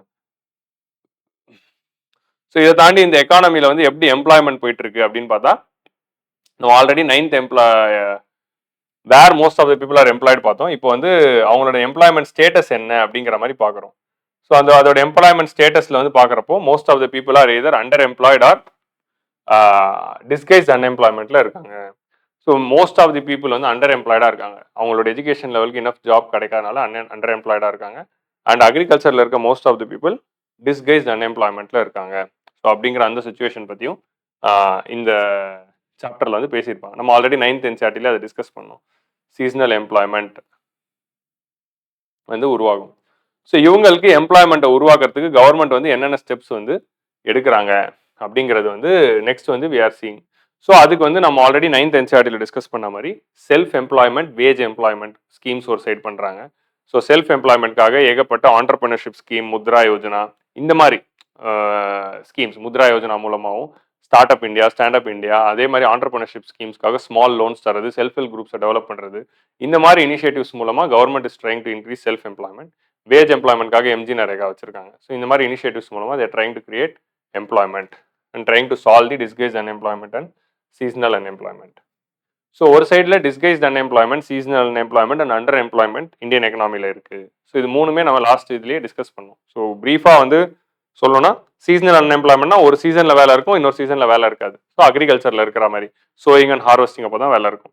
டிஸ்கைஸ்ட் அன்எம்ப்ளாய்மெண்ட்னா ஒரு வேலைக்கு 3 பேர் செஞ்சால் போதும் அப்படின்னா அங்கே 6 பேர் வேலை செய்வாங்க. ஸோ 3 பேர் செய்ய வேண்டிய வேலையை 6 பேர் செய்கிறாங்க அப்படின்னா எல்லாருமே அவங்களோட ஹாஃப் எஃபிஷியண்டாக தானே இருக்காங்கன்னு அர்த்தம். ஸோ அப்போ மிச்ச half of that person is unemployed. வெளியேந்து பார்க்குறப்ப எம்ப்ளாய்டு மாதிரி இருக்கும், ஆனால் ஆக்சுவலாக பார்த்தா தே ஆர் அன்எம்ப்ளாய்டு. ஸோ மூணாவது அண்டர் எம்ப்ளாய்மெண்ட்னா அவங்க படித்த படிப்பு கிடைக்கிற லெவல் இல்லாத வேலையை வந்து இல்லாதனால அவங்க கிடைச்ச வேலையை செய்யறது அண்டர் எம்ப்ளாய்டு. ஸோ இப்போ வந்து எம்ப்ளாய்மெண்ட் வந்து அடுத்து வந்து எப்படி பிரிக்கப்படுதுன்னா, ஆர்கனைஸ்ட் அண்ட் அன்ஆர்கனைஸ்ட் ஜாப் அப்படிங்கிற மாதிரி பிரிக்கிறாங்க. ஆர்கனைஸ்டு ஜாப்னா இங்கே பாருங்க, காண்டா அப்படிங்கிறவங்க வந்து she attends 9 to 5 jobs.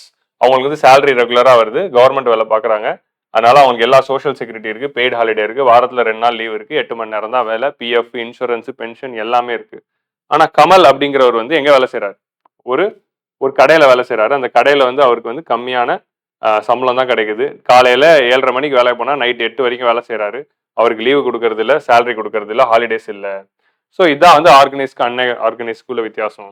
Organise sector ஜாப்ஸில் வந்து எப்படி இருக்கும் அப்படின்னா, அங்கே வந்து ஃபார்மல் எம்ப்ளாய்மெண்ட் இருக்கும். அதாவது fixed hours of working, paid leave இருக்கும், வீக்லி 1 டே ஆஃப் இருக்கும், இல்லை 2 டேஸ் ஆஃப் இருக்கும்.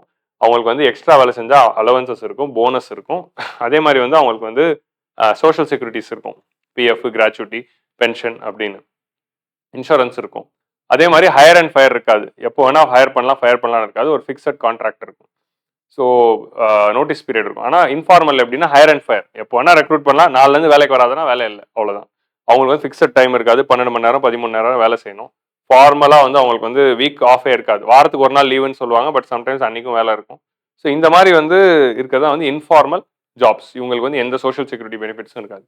ஸோ நீங்கள் எல்லாம் பார்ப்பீங்க, ஒரு சின்ன சின்ன கடைகளில், ஹோட்டல்ஸில், ரெஸ்டாரண்ட்ஸில், பெரிய பெரிய கடைகளில் எம்ப்ளாயிஸாக சேல்ஸ் பர்சன்ஸாக வேலை செய்கிறவங்க, இவங்க எல்லாருமே வந்து இன்ஃபார்மல் ஜாப்ஸில் இருக்காங்க. செக்யூரிட்டி ஆஃப் எம்ப்ளாய்மெண்ட்டே உங்களுக்கு இருக்காது, இவங்கள தான் வந்து அன்ஆர்கனைஸ் செக்டர்னு சொல்றோம். இந்தியாவில் அன்ஆர்கனைஸ் செக்டர் ஜாப்ஸ் தான் வந்து அதிகமாக இருக்குது. ஸோ அவங்கள ப்ரொடெக்ட் பண்ணுறதுக்கு நம்ம என்ன பண்ணோம், we have to provide them social security benefits அப்படிங்கிற மாதிரி சொல்கிறோம். ஸோ அதை தாண்டி ஃபைனலாக வந்து வேற ஃபைனல் 2 செக்டர்ஸ் ஆஃப் எக்கனாமி என்னன்னு பார்த்தா public sector and private sector. Public செக்டர்னா கவர்மெண்ட், பிரைவேட் செக்டர்னா பிரைவேட். ஸோ பப்ளிக் செக்டரோட மெயின் எய்ம் என்ன அப்படின்னா மக்களுக்கு டெவலப்மெண்ட் கொடுக்கறதுக்காக இருக்கிறது தான் வந்து public sector. Here government aims to provide development to the people. So மக்களுக்கு எப்படி அவங்க டெவலப்மெண்ட் என்ஷோர் பண்ணுறாங்க, டெவலப்மெண்ட் என்ஷோர் பண்ணணுங்கிறதுக்காக they are running a business and அவங்களோட எய்ம் வந்து ப்ராஃபிட்டாக இருக்காது. ஸோ ப்ராஃபிட்டாக இல்லாமல் பீப்புள்ஸ் வெல்ஃபேர் அப்படிங்கிற அந்த மோட்டோவில் கவர்மெண்ட் செயல்படும். ஸோ ப்ராஃபிட் இல்லைனாலும் கவர்மெண்ட் வந்து அங்கே இருக்கும். இப்போ ஃபார் எக்ஸாம்பிள் ரோடு போடுறது, கவர்மெண்ட் ஹாஸ்பிட்டல் நடத்துறது, கவர்மெண்ட் ஸ்கூல் நடத்துறது, அங்கெல்லாம் எஜுகேஷன் ஃப்ரீ, இது ட்ரீட்மெண்ட் ஃப்ரீ தானே. அங்கேருந்து ப்ராஃபிட் வரணும்னு கவர்மெண்ட் கொடுக்கல, மக்களுக்கு ஹெல்த் கொடுக்கணும்னா கவர்மெண்ட் ஹாஸ்பிட்டல். ஸோ இந்த மாதிரி வந்து பண்ணுறதுக்கு பேர் தான் வந்து what you can say public sector. ஆனால் பிரைவேட் செக்டர் அப்படிங்கிறது வந்து லாபம் தான். வேறவர் தேர் இஸ் ப்ராஃபிட், அங்கே தான் வந்து பிரைவேட் செக்டர் இருக்கும். ப்ராஃபிட் இருந்தால் நாங்கள் இருப்போம், ப்ராஃபிட் இல்லைனா வி ஒன்ட் டூ. ஒரு கூடு செய்யறதுனால ப்ராஃபிட் இல்லைன்னா அதை செய்ய மாட்டாங்க. இப்போ ரோடு போடுறதுனால அவங்களுக்கு ப்ராஃபிட் வந்தால் ரோடு போடுவாங்க, ப்ராஃபிட் வரலன்னா ரோடு போட மாட்டாங்க. ஸோ ஹாஸ்பிட்டல் நடத்துனா ப்ராஃபிட்காக தான் நடத்துவாங்க, ப்ராஃபிட் வரலன்னா ஹாஸ்பிட்டலில் இருக்காது. ஸோ அப்போ ப்ராஃபிட் வரதுக்காக தான் ஹாஸ்பிட்டல் இருக்குமே தவிர மக்களுக்கு குட் ஹெல்த் கொடுக்கணும் அப்படிங்கிற நோக்கத்தில் ஹாஸ்பிட்டல் இருக்காது.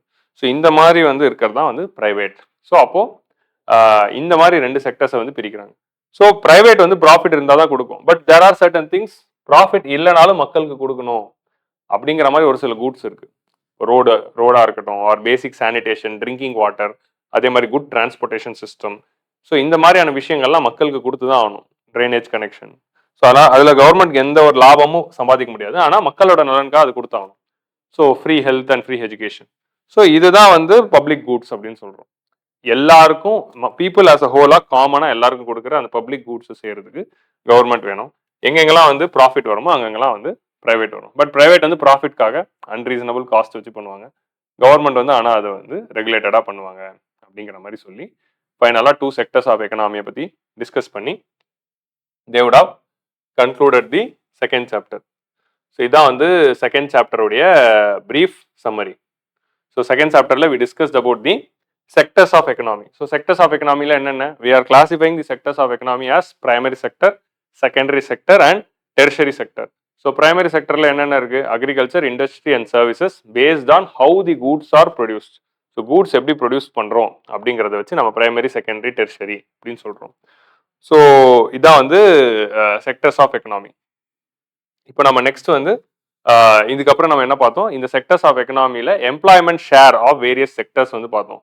ஸோ இதில் வந்து பிரைமரி, செகண்டரி, டெரிஷரியில் ஜிடிபியோட எவ்வளோ கான்ட்ரிபியூஷன் என்ன, இந்தியா அதில் சர்வீஸ் எக்கனாமியாக இருக்குது. ஸோ இந்தியா வந்து மேனுஃபேக்சரிங் ஸ்கிப் பண்ணி பிரைமரியிலேருந்து டேரெக்டாக சர்வீஸ் போனதாக பார்த்தோம். ஸோ என்னதான் வந்து அக்ரிகல்ச்சரில் வந்து 18% தான் ஜிடிபி இருந்தாலும் ஆனால் 44% ஆஃப் பீப்புள் ஆர் எம்ப்ளாய்டு தேர் அப்படிங்கிற அந்த மிஸ்மேட்ச் பார்த்தோம், ஸ்ட்ரக்சரல் மிஸ்மேட்ச் பார்த்தோம். தென் ஃபார்மல் இன்ஃபார்மல் எம்ப்ளாய்மெண்ட் பார்த்தோம். தென் பப்ளிக் செக்டர், பிரைவேட் செக்டர் பார்த்தோம். ஸோ இந்த மாதிரி வந்து செக்டர்ஸ் ஆஃப் எக்கனாமியை இந்த செகண்ட் சாப்டரில் பார்த்தோம். So this is the second part of the second chapter. So with this வந்து we are coming to the end of the part 1 of the video. So நம்ம வந்து இந்த session 4ல part 1 வந்து இதோட complete பண்ணுறோம். இதில் first 2 chapters of 10th NCERT நம்ம டீட்டெயில்டாக பார்த்தோம். ஸோ இந்த ஐடியா வச்சுக்கிட்டு you go home and you immediately go and read these 2 chapters. இந்த 2 சாப்டர்ஸை நீங்கள் இன்றைக்கே படிச்சுட்டிங்கன்னா உங்களுக்கு வேலை முடிஞ்சிடும், ஈஸியாக புரிஞ்சிடும். ஸோ உங்களுடைய அண்டர்ஸ்டாண்டிங் வந்து இன்னும் பெட்டராக இருக்கும். So now I will meet you all in the 5th video. 5th வீடியோவில் நம்ம சாப்டர் 3, 4, 5 அந்த 3 சாப்டர்ஸையும் வந்து டிஸ்கஸ் பண்ணலாம். ஸோ உங்களுக்கு எந்த டவுட்டாக இருந்தாலும் கமெண்ட் செக்ஷனில் போடுங்க, எந்த கொஸ்டினாக இருந்தாலும் கமெண்ட் செக்ஷனில் போடுங்க. And tag me @CURIOUS curious Adil அப்படின்னு போட்டு டேக் பண்ணுங்க. அப்போ தான் எனக்கு நோட்டிஃபிகேஷன் வரும் and I will come and reply. So I will meet you all in the 5th video in second part. So bye. Thank you.